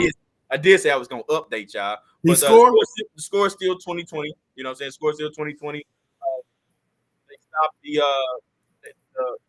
the Giants. Stopped the Green Bay they had them on 3 and out, so they stop them, and now they got the ball back. They driving right now. It's 8:20 left on the clock. That's how quick they stopped Green Bay. It's 8:20 on the clock, and right now they are on the Green Bay. They coming out the huddle. They getting ready to break the huddle. Sorry for the delay, y'all. But it's it's second and goal. They on the Green Bay 9-yard line. It's second and goal. Okay. Yeah. Okay. So, the quick comment from my dog Jared, man. He said, if Dallas wins on the road, do you think Dak's starting spot is gone? So this is what I'll say about this, man. I think now hindsight is always 2010. We know that Jerry may have signed. It was one of those things where it's hard to necessarily knock what Jerry did at the time, but hindsight has told me he probably spent bad money. And I'm talking about the contracts for both Dak and Zeke Elliott. You know what I mean? So he's got a lot of money invested there. But I can't knock him again because, like I said, he did exactly what you're supposed to do. You go find 2 young studs that are able to perform well and able to compete. You get them in together, you get them young, and then honestly, if you get those, then you pay them, and that's what he did. Now he got. This is probably the one of the only times I think we could say we've seen Jerry Jones take an L is that Zeke contract. It was a year early, and he broke the bank to do it, and like I said, he just hadn't been the same. Since that point. And then the same thing with Dak. It's one of those things where folks hate hearing it. I'm gonna keep telling you, he had a Ryan Tannehill. He wanted to pay him like a Patrick Mahomes. You know what I'm saying? Because Dak is another Ryan Tannehill. You know what I'm saying? So for all y'all that love when I say that's what it is. That's the tier of quarterback that Dak is in. When he's playing at his best, yeah, he could be a guy that somewhere sneaks in around that 7, 8, 9, 10 range or something like that. But so can Kirk Cousins in the right year. So can Ryan Tannehill in the right year. You know what I'm saying? So can Matt Ryan in the right year, even with an MVP. But we see what these guys are. They're all Ryan Tannehill. So y'all stop playing with me. And so but I say all that to say, no, he can't, because the money will play. You know what I'm saying? And Cooper Kush, man, is as well as I think they are playing, and he's doing just enough and making just enough splash and coming through just enough times that they are rallying around him. Well, more so led by that defense. But no, I think realistically, no way. Dak is still the kind of the heart and soul of that team, I guess, as far as from a leadership and a locker room perspective. And Cooper's not just flat out lighting it up, even though they are playing well and playing better, definitely than the short action we've seen with Dak. But still, no, this is still Dak's team, man. And yeah, there's no way Jerry makes that move. Now, here's the bigger question, which you should have asked me, man. Player of the game, man. So performer of the week is gonna be TP, man. Free TP, man. Because we could have Cooper and TP going forward, and the Cowboys might not lose a game for the rest of the season. But y'all ain't ready for that, man. You know what I'm saying? If they free to real, but they ain't gonna do it. But I'm gonna tell you TP is going to be the performer I'm most looking forward to. And I don't necessarily think it's going to be the most gaudiest of stats because he is a guy, unfortunately, that shares time with the guy not as good as him. But besides that, I think he's going to make two of the more determining plays in this game too. And I think TP gets 2 touchdowns in this game. One receiving, one rushing. Like I said, he's splitting time, he's sharing time. I don't know what the yards are going to look like, but I think Tony Pollard is the difference in this game, man, with two touchdowns that really cement the win for Dallas. Okay, I got you. And another quick update I'm gonna provide y'all, man. The best in the business just went in the end zone to put Green Bay ahead of the New York Giants ahead of Green Bay in the fourth quarter with 6 minutes left. So right now the score is 26-20. Of course, they're getting ready to line up for this extra point. But right now the Giants are ahead in this particular game, man. And we got a good one in London, man. 2 weeks in a row, we got some good games in London, man. London is getting some good football 2 weeks in a row, man. So I'm excited. They're going better than Thursday. I tell you what. Yeah, for sure. So 2 weeks in a row, man, they get some good games in London, man, and we'll see what happens there. And Willie Jack, I'm gonna tell you why you're wrong, man. TP ain't getting off in this game. He going against some dogs. He going against the LA Rams, and they're gonna get it together. And I'm gonna tell you another reason. I wish I can pull the play. I look for that play everywhere, Willie Jack. The play that I was talking about. I don't know if you guys were in there or you're paying attention, but I made a post and I said Jalen Ramsey is the only cornerback in the league that makes that tackle. And it wasn't on Deebo Samuel. They threw a screen to somebody else. Oh, the Brandon Ayuk one. Yeah. Possibly. Yeah. But basically what happened was you had a free tackle running straight ahead, full speed at Jalen Ramsey. Okay. Now, if any of you former football players, y'all know a little bit of something about the Oklahoma drill. Okay. It's a blocker coming at you. You got to get off the block and you got to make the tackle. Okay. Normally in these drills, they put you against somebody that kind of, matches up with you or somebody close to what you're going to be facing in the game, okay? Corners usually not going up against offensive linemen in these drills. But in this case, it was an offensive tackle running full speed at Jalen Ramsey, and it was just them two, and he had to go make the play. Jalen Ramsey ducks, gets under, he doesn't move out the way, but kind of ducks under the offensive tackle, keeps his feet, wraps up the tackler, and brings him down. Any other cornerback in the league, man, and there may be somebody else, but you got to show me. I ain't seen another cornerback make this play, but any other cornerback in the league, they dive at the tackle's ankles just to take him out of the play, or they move out the way. One of those two. Jalen Ramsey takes it on, ducks, get out of the block, and makes that tackle on third down, in which if Jalen Ramsey doesn't make that tackle, he might be gone for another 20, 30 yards down the sideline. So that was the play that I'm specifically talking about. And the reason I mentioned that play is because they like to get Tony Pollard in space, get him on the outside a lot. You get him on the outside, man, it's trouble. TP can forget about it. You know what I'm saying? They better stay in between those tackles like the 49ers did, because if you come outside, you can forget about it. Hey, it's good. It's a good thing. I'm glad you acknowledge that they stay between them tackles, because AD been getting washed out the hole, man, for 4 weeks running now. So that's false. We'll see how that goes as well. That's false. Willie Jack, you just be talking. Willie Jack, that's false. That is false, Willie Jack. Come on, man. Man, hey, I ain't finna let you just make up. But the big has been a freeway all season, bro. Big Josh and Buffalo washed that boy out the hole for 58 of 68. No, that's false too, Willie. Bro, yes, that's a fact. That is a fact, bro. That is a fact. All 4 lanes are open. All 4 lanes open in Los Angeles, man. That's false. Willie see what he want to see, man. When lanes open. When people start talking about AD being one of the best, Willie Jack don't want to hear it, man. The shortest route anywhere is straight ahead, and the express lanes open, bro. The express lanes is there. So Willie, you be trolling, bro. Hey, man, I ain't trolling nothing, boy. But, man, it's been, boy. Hey, man, them big guys been. Hey, let's go on to this next game of the week, man. Let's go on to this next game of the week. All year. We got Cincinnati going to Baltimore to take on the Ravens, man. And I got Cincinnati in this one. This is my game of the week, man. It's a divisional matchup, and both of these teams need a win. Cincinnati's coming off 2. Baltimore's coming off of an L this week. And they both teams, I would say, are sitting in a position where they wish their records were a little bit better than what they've shown right now. You know what I'm saying? And I would say that Cincinnati is the team that's going to come away with this W. And my reasons are because I think Cincinnati has been in a good place. You know what I mean? They've been playing some good ball. Last week they played on a Thursday night. and they beat a pretty solid or hot Miami team. And I think they continue with this week on the road against a Baltimore team that is coming off of a tough loss. I don't think as good as the secondary can be. I don't think this secondary can match up or play as good as ball against these weapons on the outside with these receivers. I think they come ready to play. I think they do their thing. I think Joe Burrow makes something happen. Baltimore hasn't been putting a lot of pressure on teams as much pressure as they probably can or what they're capable of in these last few weeks. And they're gonna need to put on some pressure against Joe Burrow if they expect to win in this particular game. So I'm gonna go Cincinnati in this game. It's gonna be a good one. It might be another close one, but I got 30-27 the final score of this game, man. The field goal game. I got Cincinnati winning. I'm gonna come right back to you, Jared, here in a minute, man. Give me 1 second to get through the Cincinnati Buffalo game. I'm also taking Cincinnati on this one in the road, and honestly, it's just Cincinnati's just been a difficult matchup for Baltimore.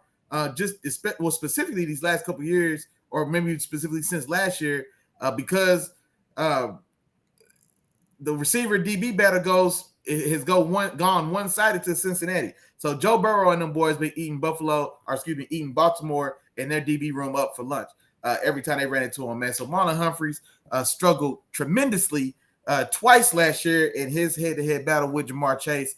And then you still got Marcus Peters on the other side, likely dealing with Higgins or Boyd, whoever comes across him. So I'm curious to see, for one, how they play, how they match that up or line it up this year. I don't think you want Marlon Humphreys traveling or following Jamar Chase. We've learned that lesson the hard way for sure.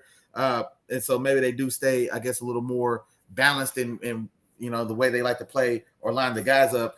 But and still, man, I still can't trust Baltimore's defense, especially like I said, man, we've seen it time and time again. Baltimore's defense has needed one stop in two of these losses, and they didn't get it either time, man. I'm talking about what was that?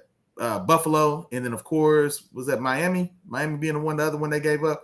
And so Cincinnati and those now Cincinnati's not playing great. They definitely started off this season extremely bad. Ran into the Steelers, 5 interceptions or 5 turnovers, and still was in position to win one at the end that they just fell short.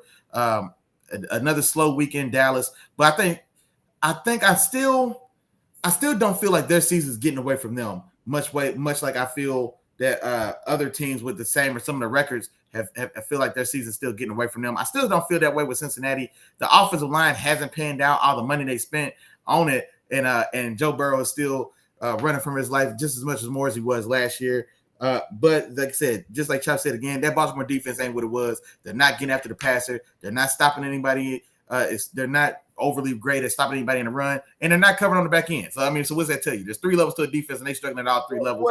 I heard you, Willie. I will say they played a lot better this past game. So going forward, I don't know. We'll see which team shows up, but they did play a lot better this past game. No, they did play a lot better. Now, also, mind you, they were at home, and the conditions were pretty rough. It was heavy rains. The field was a wet, muddy field, and I think that slowed the game down for both offenses. But there again, still, when it was time to let them onions drop, we seen they couldn't step up and make the play and get one stop to get out the field. So they still are who they've shown us to be, and I don't see a reason, honestly, that it stops. I mean, I just don't. And so I think on paper, I probably would still want to lean and take Baltimore, but trusting and seeing what I've seen for this matchup, there's no reason for me to give them that benefit of the doubt. Man, so I'll take Cincinnati. Now, still in a close one, 30-28. I do think MVP Lamar is still playing at a great. He's still playing well. Now, like I said, he came up short in the winning moment in last week's game in Buffalo for sure, but it still doesn't discount what he has done for this team and the way he has performed in the air and on the ground for sure. And so I still got Cincinnati holding on, man, 30-28. And then, Chop, I don't know if you gave me a score on your Cincinnati. Nah, I think I said 30-27. 30-27. Okay. So we almost the same score. Yeah, 30-27. Now, one more real quick though, man. I want to fall back to Jared's comment. I know we moved on from the Cowboys, but I got to it too late. He said I don't give Zeke enough credit because this is what some of y'all St. Louis fans, man, some of y'all St. Louis guys, which I like to say, man, y'all still pining and holding on for Zeke. You don't give Zeke enough credit. TP's good, but if Zeke got to run outside more, have y'all seen Zeke? If Zeke got to run outside more, he'd be able to get them yards too. He would not be what he is, but if he didn't have Zeke doing what he does, that's a misconception, man. And I can tell you why, because Tony Pollard's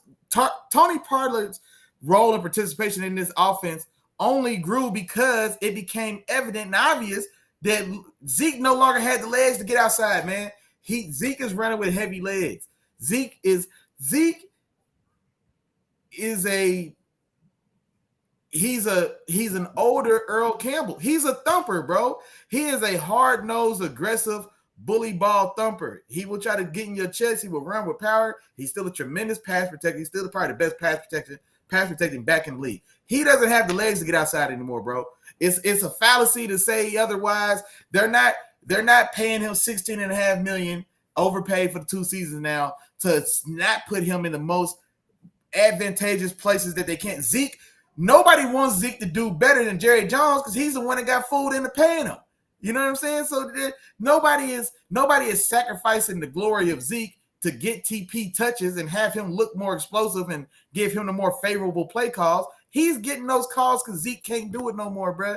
Zeke don't have the legs to do it. It's not that he can't still be a guy in this league, but he doesn't have the legs to do it, man. Zeke doesn't need those outside runs because those are wasted touches and wasted carries. And if one is blocked up well, we need TP's explosiveness to get to it on time, get through the hole on time, and make that play a 30-yard gain as opposed to a 6 or 8 or 9-yard gain from Zeke, which could still be a good gain, but not when there was 30 there, bro. He just doesn't have the legs or the explosiveness no more. Just doesn't, man. He doesn't have that gear. He doesn't have that gear no more, man. He don't have 5th gear no more. He can't get out of 4th. So he no longer has 5th gear, man. I say this, Willie Jack. You made some very, very good points in terms of his ability to run outside and the reason he's starting to get his carries and things like that. I think it does come off like you are a little bit harsher on Zeke than what it really is because Zeke is a valuable part to this offense. He still has value, yeah. No, but a very valuable part is what I'm saying. It's my opinion on it. Yeah, he's not that same guy that we saw, that 1,500-yard back that we saw a few years back.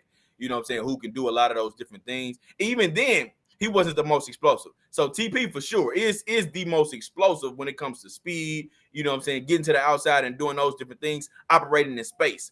You want TP to do all of those different things. But in between the tackles and doing those type of things, I think you still want Zeke that. Zeke is that. And the reason why I feel like that he's still what they're doing right now is working, and I think it works the best with Zeke getting a lot of those is because as an offense, you want to be that you want to be a north and south team. You don't want to be an east and west team. You know what I'm saying? So you don't want the primary carries or the heart of everything to be a lot of east and west. You want more. You would prefer more of it to be north and south versus more of it be east and west, which is what it would be if Tony Pollard was that guy. You know what I'm saying? A prime example was what we saw last week. Last week. No, but that's why I knew y'all was going to use last week. But we can't talk like Zeke didn't average 3 yards of carry that game. He didn't. He did not. Now TP's number was ugly, 6 for 9 yards. It was ugly. No, it was 8 for 6. Whatever it was, it was ugly. But we're not gonna talk like Zeke didn't also average 2.7 a carry. No, that's not what I'm saying. He don't get to use that as a one-up on TP. No, it's not, but in a way that it is though, Willie Jack, because that tells me that the majority of Tony Pollard's east and west carries were for negative yards, whereas 12 for 49, we're still getting positive yards. So even if the run game is not working, Willie Jack, no, listen. Even if the run game is not working, we're trying to get positive yards. Go ahead. Because I didn't think he averaged 12 for 49. I mean, not 12 for 49. It was like 18. No, he had a lot more carries in it. I'm sorry. He had about 17 or 18 carries for 49 yards. So he didn't have less than 3 yards a carry. But no, that's to say, so less than 3 yards a carry. Now, if Tony Pollard, because just what y'all saying that it could be a negative against Zeke, it can also be a negative against TP if he's being limited to these wide east and west runs that they make it obvious that he's getting. So teams also know he's getting that as well. What Tony Pollard is reminding me of is the same argument I made with you last year against Miles Sanders. I see a guy who's not built like a big back, but he's capable. Like, you know what I'm saying? Not necessarily he's going to bang his head to a brick wall 30 times a game until he cracks one loose like Derrick Henry. Because Derrick Henry may be 20 for 66 before the 21 carry goes for 75. Because now it's the third quarter and you're tired of hitting this guy's dang anvil. You know what I'm saying? But I'm TP, gonna let you finish. But I did compare TP to Miles Sanders, though. I understand it. I'm with you on that one. I didn't know you made that comparison. Okay, No, so good. Yeah, okay. That's a good comparison because that's exactly kind of what I envision in my mind. And so Miles Sanders is more than capable of running in the B gaps. Now, if it's obvious big boy power football situation, you don't want him doing A gap dives when the box is loaded up. So as I said, there's still a role for Zeke, and there's still a role for Zeke to still get a lot of these B gap touches and power pin and pulls as well. So I'm not saying that Zeke is just obsolete in this offense, but I definitely think that TP should be the lead guy. I saw this transition myself in Pittsburgh with Willie Parker and Jerome Bettis. Like, honestly, and I'm not trying to, and I know we knock and we'll make fun of Jerome Bettis, especially at the end of his days. But honestly, Zeke's game is a lot closer to that than what it is to Willie Parker's, because Zeke, before he lost his legs, he did have that get up and go. I've seen Zeke catch a screen pass against my Steelers and run 75 yards up the right sideline, bro. Outran every angle we had. So Zeke was a guy that was explosive, and he had a fifth gear. You know what I'm saying? He don't have that fifth gear no more. You know what I'm saying? When he gets up and he gets running and he's looking tough, he's in fourth gear, and that's all he's got. He can't get to that next gear, and TP still offers that fifth gear or maybe even the sixth gear. You know what I'm saying? And so that's why I just want the dynamic switch. So if there's 30 carries, just dedicated carries in the backfield for the running backs, right? I want TP to have 18 of those. Like, I want TP to have 18 of those instead of getting 8 to 12 and Zeke getting the rest. I want that dynamic switch. I want TP getting 16 to 18, and I want Zeke getting the change. That's what I want to see. Couple things in here, Willie Jack. First off, I'm gonna give y'all an update on this game, man. Looks like Giants are about to come away with this W, man. 4th and 2, they were on like the 7-yard line. Green Bay throw a pass, it gets tips in the air, you know what I'm saying, falls down for an incompletion. Giants now have the ball. It's a minute left on the clock. Green Bay has 2 timeouts, but that's gonna leave them maybe like 10 seconds left on the clock, 8 to operate, and probably have to go to full length of the field. So the Giants come away with this W, and it's looked like they going to 4-1, dog. They not out of this division. They letting y'all know, man. We still here. I know y'all talking about the Eagles. I know y'all talking about Cooper Rush's Cowboys, but the Giants sitting right here at 4-1, led by the best in the business. You know what I'm talking about? Hey, I'm gonna tell y'all what, man. I'm gonna tell y'all like y'all told me a couple years ago. And if my dog Miles is still in the building, man, he can appreciate this. The New York Giants are the worst 4-1 team I've ever seen in NFL history. What y'all tell me about my Steelers? The Steelers was the worst 11-0 team in history of the NFL. The Giants are the worst 4-1 team I've seen in history. They haven't played much of anybody, for one. Now, this Packers win is the first. This Packers win, I guess is the first name brand win that we'll give them. But this Packers team isn't who we thought they were going to be either.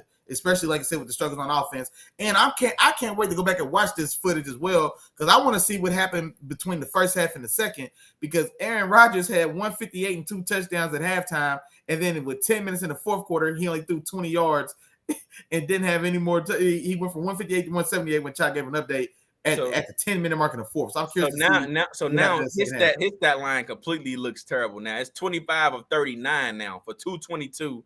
For 2 touchdowns, man, and it's looking like that's the way it's gonna end at this. Wow.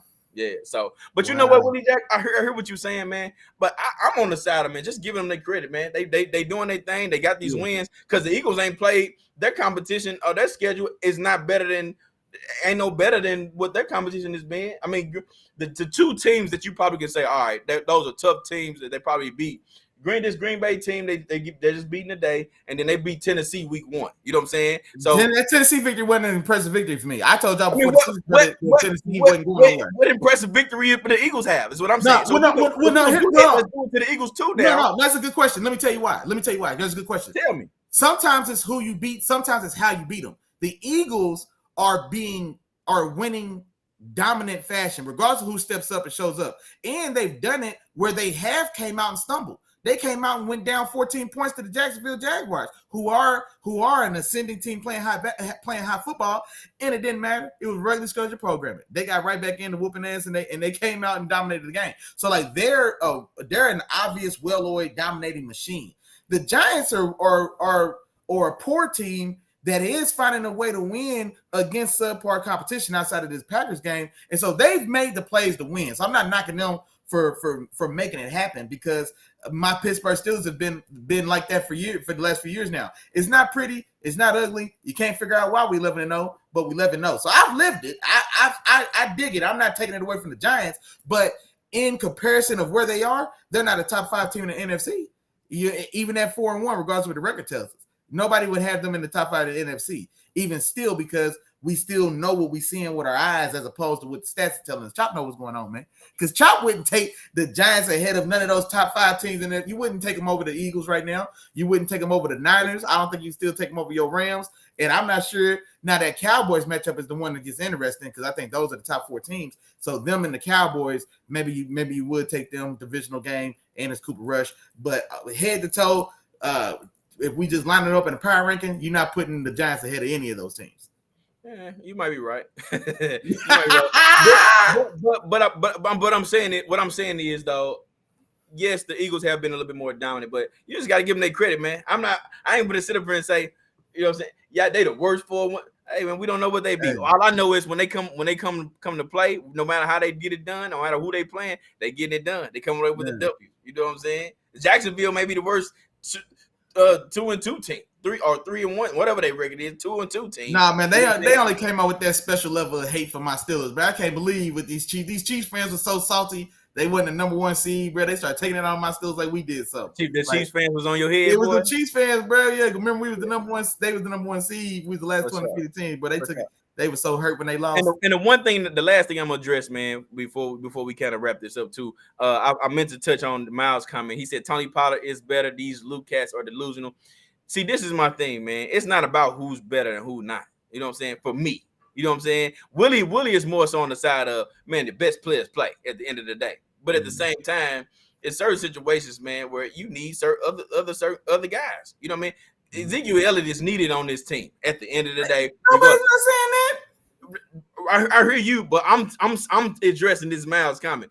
Ezekiel Elliott is needed on this particular team. Now, whether you want to dress it up and say, man, it don't matter, Tony Pollard is the best player, cool. I can rock with that. You know what I'm saying? Reggie Bush to me was better than Deuce McAllister, but we know who was getting the bulk of those carries. You know what I'm saying? From as far as my point of view, but who was a better player? Yeah, Reggie Bush was. You get him in open space, the boy was dangerous. You know what I'm saying? But he wasn't just every single carry. You know what I'm saying? All those things. Yes, TP is needed. I'm not saying that either, Miles. I'm not saying TP ain't needed. TP is needed, but Zeke is needed as well. You know what I'm saying? And all I'm saying is, hey, man, don't knock out what the boy brings to the table. The boy's bringing some valuable things to that particular offense, man. So, hey, he's probably going to get his opportunity at some point, and we'll see the boy take off. We'll see what he do. Now, you did make a good comparison here, because if you're comparing Tony Pollard to Reggie Bush, then I think his role is a little more niche. And then in that sense, then I don't necessarily think, because Reggie, until he got to Miami, until he turned 30, and then got to Miami, and then got to Detroit, where he put up 2 or 3 1,000-yard seasons between those two teams toward the back end of his career. But it took a while, I guess, to acclimate his own style of play, just from being as dynamic as he was in college. You know what I mean? So that's just an adjustment. You know what I mean? So if you're comparing Tony Pollard to Reggie Bush, I think it's a little bit different of a statement, because I never at one time thought that Reggie should be getting 30 touches in that offense, because I don't think his style of play and his body composition lent to it.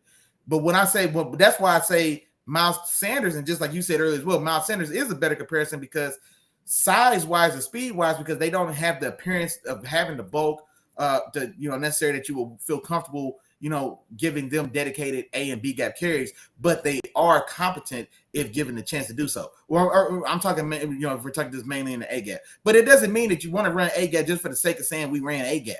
If it's not producing, it's not producing. It's not producing right now. A gap dive ain't producing right now with Zeke. So I don't want us to force Tony to do it just so we can say he failed at it too. No, but he gives us a better opportunity to attack these B and C gaps and still giving the things outside sweep, outside of the line as well. And so that's why I think me and Miles are saying, like, man, let that man run and spin. Like, you could still have Zeke be an integral part of this offense, but he doesn't have to be the lead guy in front to do it. Like, he could still be an integral part of the team, just sitting in the second seat. It's just time for Tony Pollard to get a chance in that front seat, as I was saying.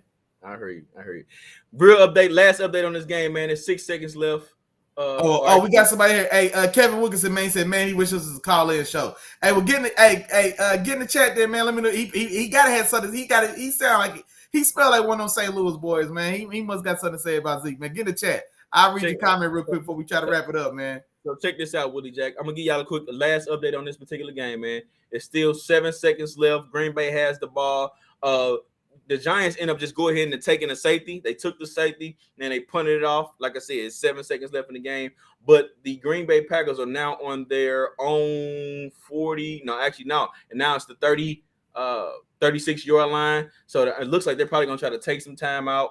Let the receivers get down the field. Let me see. Actually, it might be a quick pass. Okay, yeah, they're gonna take some time out. Aaron Rodgers is about to throw this Hail Mary if he can get it off. Nope, he gets hit. He gets sacked, fumble. Green Bay recovers it, and that's your game, folks. That's your game. The offensive lineman picked it up. He's trying to run with the ball, and the clock is over. The clock is out. The final score is 27-22. New York Giants win this game over Green Bay, man. So I guess you could say, hey, man, an unexpected win, man. Unexpected win. You know, I picked Green Bay to win this game. New York Giants coming away with it, man. They showing everybody, hey, man, we're gonna fight. We still in this division, man.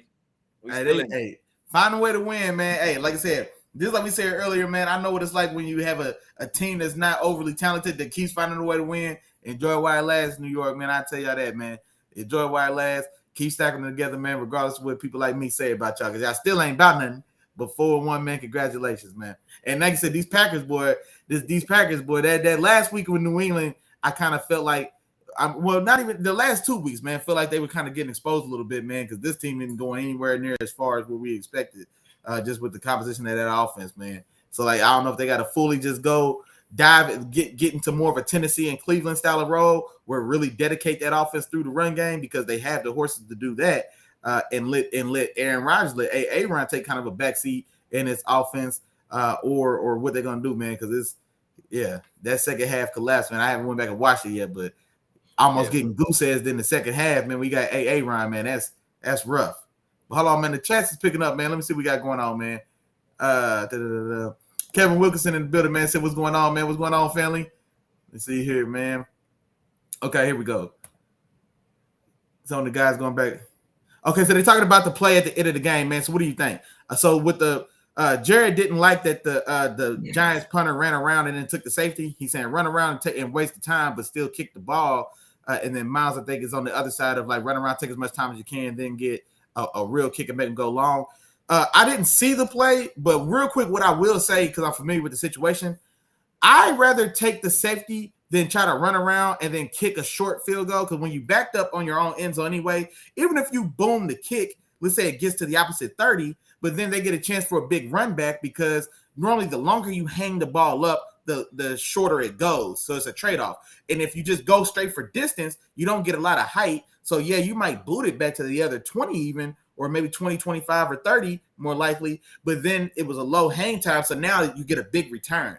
And so I think I'd rather take the 2 and then get a standard safety kickoff because it still starts them deeper than they would have as far as the field positioning goes. So I'll take the safety in that instance. What do you think, Chop? Yeah, I'm with you on that too, Willie Jack. And another part of that too is you backed up near your own end zone. You know what I'm saying? So you don't have much room to punt as you would normally have to punt that ball off. So you don't risk a punt block and a recover for a touchdown. You're not risking that. And you just, you're able to clear room for yourself for a free kick. You know what I mean? And put that ball down there. They still got to complete a Hail Mary to end this game. You know what I'm saying? And then it was 11 seconds on the clock when they punted it off after that safety. So which ran it down to 7 seconds. That's gonna run some clock off. So if you punt, you run punt returns, or you see more punt return touchdowns than you do kick return touchdowns. That's a fact. So I'd rather not punt it off. I'd rather take the safety as well, push the team back, and make them complete their Hail Mary. Now, Aaron Rodgers and the Packers, they've been one of the more lucky teams, when it comes to completing those Hail Marys. But I'm banking on that Hail Mary all day. You got to do it. You know what I mean? And sure enough, Giants, they are smart about it, and which this is what I like too. They do put players back, but they rushed a little bit more. I think they brought 5 on that last play, so you don't give the quarterback enough time to let the receivers get all the way down the field, set up, and make that throw. Let's put a little bit more we've pressure seen AA Ryan make that happen. Yeah, we've seen AA Ryan make that happen for sure. For sure. So a good comment, man, from my dog Kevin Wilkinson, man. He said the Packers are exposed that he spent some money on some pass catchers, and you're absolutely right, man. You know, so they've been in chatting with OBJ, man. So OBJ still got them on the list, man. The A Ryan said, look, man, we tried to come at you last year. You didn't, you know what I'm saying? You didn't want to come holler at me and Devontae. You went to LA, you won the championship. No harm, no foul, man. We can't be mad at you when you go get a ring. But come back around this time, man. We still got space and opportunity. And like I said, as dire as it looks on the outside, they should be ready to break bread as well. And so OBJ still in play for them for sure. And then one more comment from Kevin Wilkinson as well. Getting back to Zeke, I didn't get a chance to read it while you were going over the New England or the New York game, but says Zeke's his dude, man. He loves it, but he's been knowing it for years. But time has passed him by. But he says the bigger issue for him is the offense. The players don't have a clue, and the coaches don't either. Well, see, this is the thing, man. Like week one, and it was against Tampa Bay, which is a very legitimate defense, another top 5 unit in the league. And just being week one anyway, with nobody playing their preseason, so it's a lot of ugly ball. But that they didn't look, even before Zeke got hurt, that was ugly ball being played. I mean, like I say, now we try to give them the benefit of the doubt, being that it was Tampa, but it was a lot of ugly football there. I think the offense has looked a little better, I think, with Cooper. Now, I would imagine that the offense, and I would imagine that Cooper probably doesn't have the full gamut of the offense that Dak has. There's no way. Now, he's playing an extended, 3 into 4 weeks now, and so maybe I would think every week he gets progressively more of the playbook to operate and work with. But if anything, I would think that he probably doesn't have the full ability of this offense that Dak has because him being the backup. And not necessarily a well-known, established veteran backup. He's not Andy Dalton coming in to play for the Cowboys. He's not Teddy Bridgewater coming in to play for the Cowboys. It's Cooper Damn Rush. You know what I mean? So where if you had an Andy Dalton or a Teddy Bridgewater, then yeah, they may be playing with the same amount of ammunition as Dak was. But when it's Cooper Rush, I would think that Cooper has less to use and that they're just playing better. So I don't know if I say that part, bro. I don't know. I can't say that, man. Cooper's Cowboys been getting it done, man. So I can't say that necessarily. Gotcha. And then last comment, Willie Jack, and then we'll go ahead and wrap this up, man. Miles say, let's talk about him picking the Giants. Hey, I'm gonna give you a shout out, Miles. Miles he got both of the games. Miles 2-0, man. You know what everybody else is? 0-2. Everybody 0-2. No. Miles, man. Miles is 2-0 right now. He picked Indianapolis, for the Thursday night game, and he also picked the Giants today.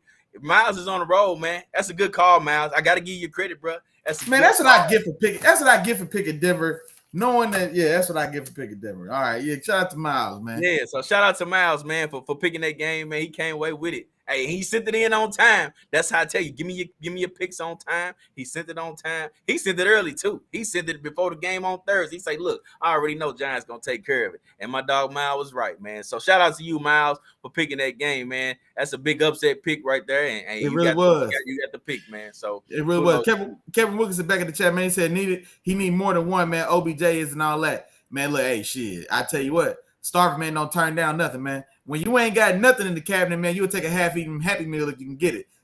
And OBJ is still well above that, man. I don't want to say that. Now, he is coming. He is older. You know what I'm saying?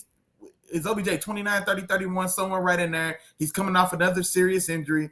And so we don't necessarily know exactly what we're getting back, but we do know what we saw before he left. And when healthy and when he on the field and when he was comfortable, he became the number. He was the best receiver on that Rams team. I don't care what nobody say, man. I ain't talking about the full years, quality of stats and production. When we watched both of them on the field, and especially in that Super Bowl, until he left that Super Bowl because he was on the way to being MVP, he still looked to be a premier player at the position. And so, assuming he does have a good recovery, a good whatever, etc., then I don't see any reason why he can't still come back and be a more than viable premier player at the position, man. So, and especially looking at Green Bay, that, like I said, that just doesn't have much of anything at all. And then I'm looking at this Rams offense, man. Hey, I wonder what OBJ would do if he was still in that offense as well, because, like I said, I think a lot of these problems that they have right now would probably be solved if he was still there. Oh, is OBJ going back to the Rams? Really? No, he's not. But I'm just saying that y'all need him. because Hey. I just said y'all need him.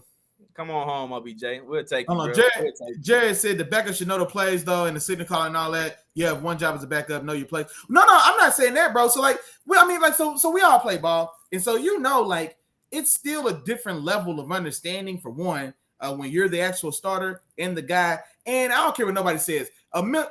Just flat mental reps. Quarterbacks don't get any snaps. The second string DN, he practices almost damn near as much as the starting DN. The second string quarterback practices as much as the second string punter. Not much at all. You know what I'm saying? So it's literally sitting in the room, hearing the conversations of the OC and the QB coach with the quarterback, and then watching and stat tracking, a lot of the stat tracking and things like that the backup quarterbacks do. Extensions are of like they're the first assistants of the quarterback coach and OC. You know what I mean? So it's a different ball game at the quarterback position. I'm not like the backup DN should know just as much of the defense as TJ Watt. The backup quarterback will whoever's backing up Peyton Manning will never understand the offense like Peyton. Whoever backing up I ain't gonna say backing up Tom Brady, because when Tom Brady went down in his prime, they still won 12 games and should have went to the Pro Bowl. But when Tom Brady went down, his backup Jim Sorgi just can't step in. Cooper Rush is closer to Jim Sorgi in our minds, I guess, more so than he was to Matt Castle, or now he shows to be a Matt Castle quality level of backup. But before then, you'd have thought he was just another one of these nameless guys, and so you wouldn't expect him to perform as well as he did. I would, but I don't know. I kind of disagree with it because Cooper Rush is getting his fair share of reps. I think it was you were a little bit harsh on the reps. Cooper Rush wasn't getting no first team reps, bro, before the injury. No, first team reps. No, but he's getting his fresh share of reps with the offense that they've created, is what I'm saying. Like, no. Well, since he's been the guy for sure, but I'm talking about when he stepped in, coming in. Because as Jared was saying that, he should be able to step in and know everything like the starter. Like, bro, that's just not realistic. He should because they still learning the same things. They in the same meeting rooms. They the same everything. He should know. Now, what you're going to give him is going to be less, but he should know everything. What he should know and what you're going to give him is going to be different. No, he should know everything that Dak knows. No, because if he knows, it, there's no reason not to give it to him. If he's expected to know it like Dak does, there's no reason to give it to him. No, it is a reason, because you don't trust players as much as you trust others. Because you don't trust that he knows it. So then, no, Willie. Because if he knows it, we can call it, bro. No, Willie. Yeah, it does make sense, because you can know something but still not get it done. You got to trust players to get it done. It's not about if he knows it. Yes, I know this play, but can I trust you to make the same throw? No, I can't trust you to make the same throw. Well, that's what I'm saying. If we can't trust you to operate the same offense, then that's exactly what I'm saying. You don't trust your backup quarterback to come in and operate at the same level as your starting quarterback. Just period, bro. Like, that's not a conversation. It's not a conversation. That's why I don't know why we're talking about it. That's not a conversation. No, because you said he doesn't know. That's what you said. Okay. What is what I'm saying? It still goes back to my point. Backup quarterbacks literally may not take 2 live snaps in a practice. Literally, they're the only position besides a backup kicker or punter, and nobody carries one of those. What is that? You got to explain what that means. What does that mean, Willie Jack? When you say they want to take a live slap, not live slap. I'm talking about taking live. I'm talking about taking live gameplay snaps. He plays scout team. Now, how many of you guys? Hold on, no, Willie Jeff off. No, let's stop. No, bro, he's taking live snaps. Now, if is it the first team? No. It's not with the first team. He's taking live snaps. Willie, what are you talking about? Let me finish my point. Let me finish my point. Because you will hear quarterbacks tell you, and it's not a secret. Quarterbacks take every single snap in an NFL practice. Tom Brady, well, before these guys get old and we start talking about veteran days, but I'm talking about Peyton Manning, Tom Brady, Ben Roethlisberger, Drew Brees, Russell Wilson, Aaron Rodgers. These guys take every live ball snap in practice from beginning to end. Backup quarterbacks do not have live ball snaps. I'm not talking about Indy drill where everybody goes through Indy. I'm talking about game prep. I'm talking about one's good on good. I'm talking about 2-minute drills, 7-on-7. I'm talking about live reps. When it's live game plan reps, backup quarterbacks get none of those snaps, bro. None of them. None of those snaps. This why do you think we talking about? He didn't get to throw He probably didn't get to throw regularly to CeeDee Lamb until Dak got injured. That's why the connection between him and Noah Brown is so good, because this is the guy he gets to throw balls to in practice. CeeDee's not taking throws from from Cooper Rush. He's taking his throws from Dak because they are always working that connection. So he doesn't get any live bullet snaps at all until the game or until it's established he's going to be the starter that following week, and now he's the guy. So that's what I'm saying. There's no backup in the league that is prepared to the level of the starting quarterback. That's the only position. A backup receiver, yeah, you damn right. You should know and know everything. Now we don't exactly expect you to make the same plays as DeAndre Hopkins, but you should be in the same place. You should know where to go. So that's different because you still get live active reps. Backup quarterbacks don't get that, bro. I don't believe it. That's all I'm gonna say. I just ain't gonna believe it. You know what I'm saying? I don't believe that a head coach is going into games not having at least some sort of preparation in terms of the things that can happen in the game, which are injuries, which are happening all the time. These are the type of things. Let me finish, because these are the type of things. You know what I'm saying? They can get coaches in trouble. You know what I'm saying? Right. It help, or can save your season in a sense. Because let's be honest, if Cooper Rush comes into this system, he comes into this system and he's absolutely terrible. First off, Mike McCarthy was already preparing for that hot seat. His seat was a little warm. You know what I'm saying? So without Cooper Rush doing the things that he's doing right now, we might be talking about Mike McCarthy being without a job at the end of the season. You know what I'm saying? Well, y'all missed my point. Let me fix that second. Y'all arguing the wrong point. I didn't miss your point. Y'all missed the point because what I'm telling y'all is nobody expected Jim Sorgi to be as productive as Peyton Manning when Peyton Manning had neck surgery with the Colts. Right. Nobody expects that's not the backup quarterback is the only position in which you're not expecting him to be as competent or remotely as competent as your starter because we know that quarterbacks are divas and they get scared if the backup is too good. That's why Jimmy G gets traded to San Francisco for a bag of chips because he starts to make Tom Brady uncomfortable because even though he's a backup, he's viewed as too competent. So quarterbacks, coaches, and organizations specifically, they do play to the ego of quarterbacks. Why do you think Aaron Rodgers threw such a fit? Because they drafted Jordan Love. Because it appears that they're threatening the quarterback position is one because where they didn't get any weapons. Hold on, no, let me finish. Because what I'm saying is Cooper Rush before this incident could have been Jim Sorgi. Nobody expected the team that Peyton Manning had on that Colts team with Reggie Wayne, with Marvin Harrison, with Dallas Clark, with I don't know if it was still Edgerrin James. It wasn't Edgerrin James, the Donald Brown and the old boy. It was the exact same team that the year before it won 13 games and went to the AFC Championship game. Peyton Manning was the only player that came off that team. Jim Sorgi was his backup for a decade. Agreed. How many snaps does anybody think Jim Sorgi had in that decade backing up Peyton Manning? He maybe can count 10 snaps in 10 years. And when he got in, you know what happened? They went from 13-3 to 3-13 and had the number one pick in the draft, and they drafted Andrew Luck.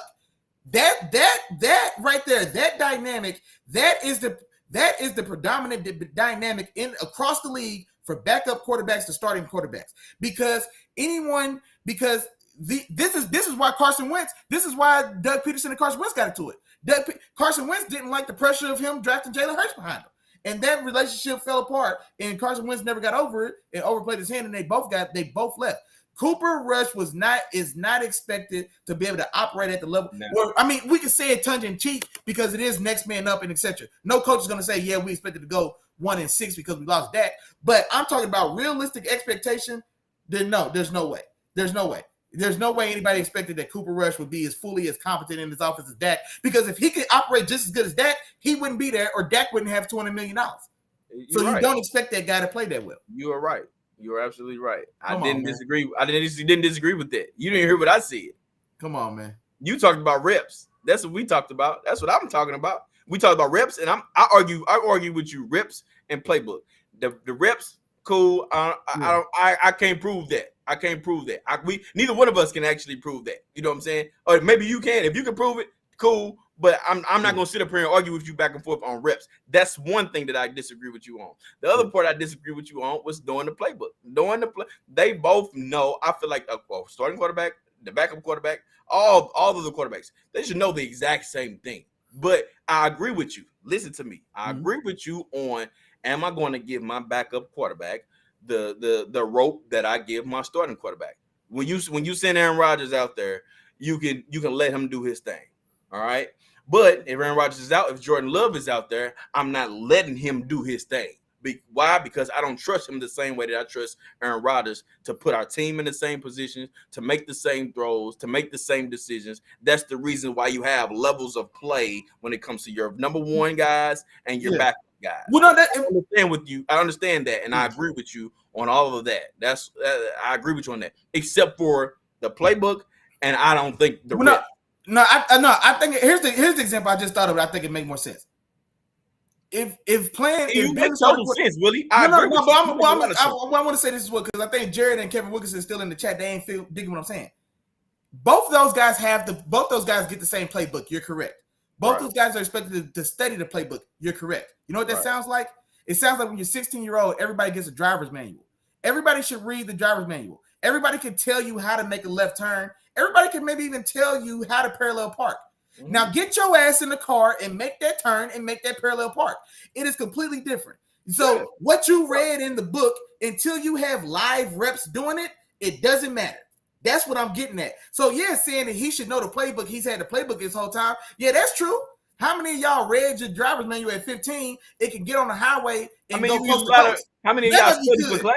How many of y'all study for a test? That's what I'm saying. No, wait. So did what I'm saying. So even though everybody's expected to know the rules, we know everybody's read the playbook. Until you get to sit in the car and drive, then no, we don't trust that you know it. We're not gonna make you drive to Arizona because you've read the playbook all this time and we've never actually had you in the chair. So that's what I'm saying. That no.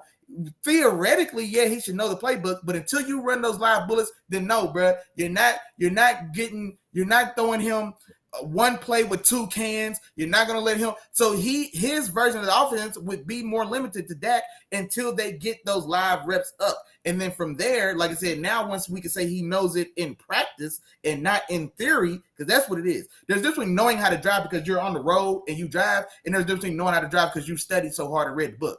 There's nothing. There's one doesn't compare to the other. That's what I'm saying. That's when I say know the playbook. I'm talking about know the live bullets. He's sat in that car. He's been on the 6-lane highway. He's merged left and right. He's made his exit when he was coming up short and late. Like he's done all these things. The only practice you can get for that is doing it. And no matter of studying the playbook gives you that, bro. Gotcha. And Willie Jack, man. I think we had our share of fun, man. Do you want to tackle this last comment, or you want to go ahead and keep it pushing, man?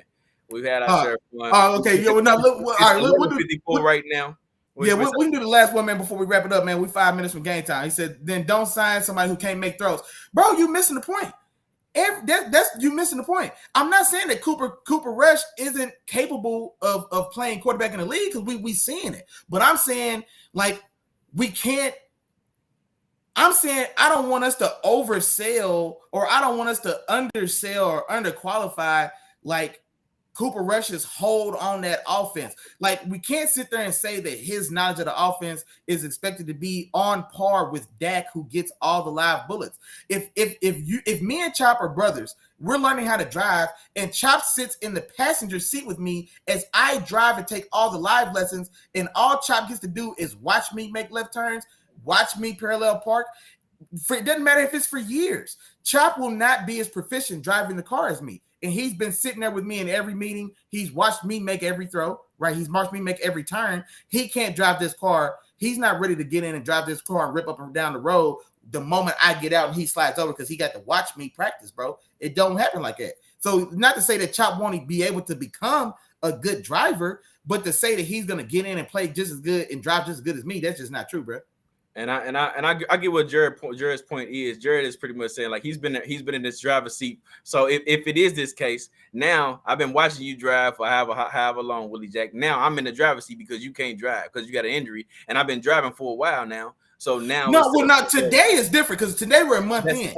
And I think Jared just making that point. And I see that now that you said that. Yeah, I get that. No, and I get that now. No, now it's different. I guess that's. I was thinking like when I was thinking when everything first came in, and he's been working up these last 3 weeks. So like right now he's a month in. So yeah, now at this point, I don't know how extensive the playbook is, but let's say if he started at 70%, he should be up to 90% now. So that's a fair point.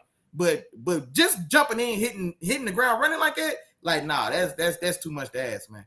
That's too much to ask. I got you, Willie. Let's go ahead and wrap this one up, man. We close to the game time. We 4 minutes out, man. We got to get this going today. But let's go ahead and recap the performers of the week, man. Who's your performer of the week again, Willie Jack? Man, I'm gonna say TP, man. And yardage, I don't know what the yardage is gonna be, but I think he's gonna have 2 touchdowns, and I think his 2 touchdowns, man, are the ones that end up being the difference. So I don't know if it's the one to take the lead or maybe the one to stop the bleeding when maybe the Rams get something going and he has a big score to get them back in it or close a gap. But I think TP, man, a 2 touchdown day for TP.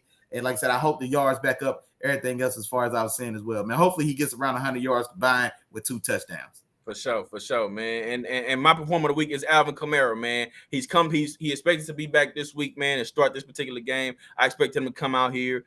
Expect them to use him early and often, and I expect him to do his thing, man, in this particular game. I got 150 yards from scrimmage and 3 touchdowns, man. He's getting in that paint today, so I expect him to have a pretty solid day, man. So that's my performer of the week. Other than that, man, it's been a crazy week already, man. We got the Giants. They end up beating the Packers again, 27-22 early this morning in the London games. And, yeah, man, week 5 is underway in about 3 minutes. Willie Jack, bring us home, dog.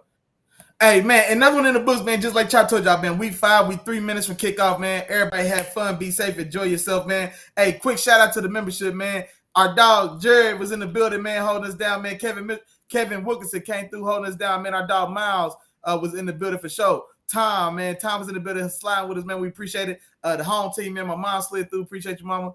Man, hey, who else helped me out? Hey, you know what's going on, man. If I forgot to say your name, say it with me, man. Charge it to my head, man. Don't charge it to my heart. You know we was thinking about you, man. Hey, appreciate all the love in the comments, man. Shout out to my dog, Jared, and Kevin Wilkinson, man, for getting in here and getting real active with us, man, to close out the game, man. So love all the good football talk, man. Gets the juices going, man. Gets everybody ready to go. Hey, other than that, hey, Wednesdays, 7 o'clock, man. Be right back here with us, man, to recap these games that we watched today. Other than that, man, y'all have fun and be safe, man. Peace.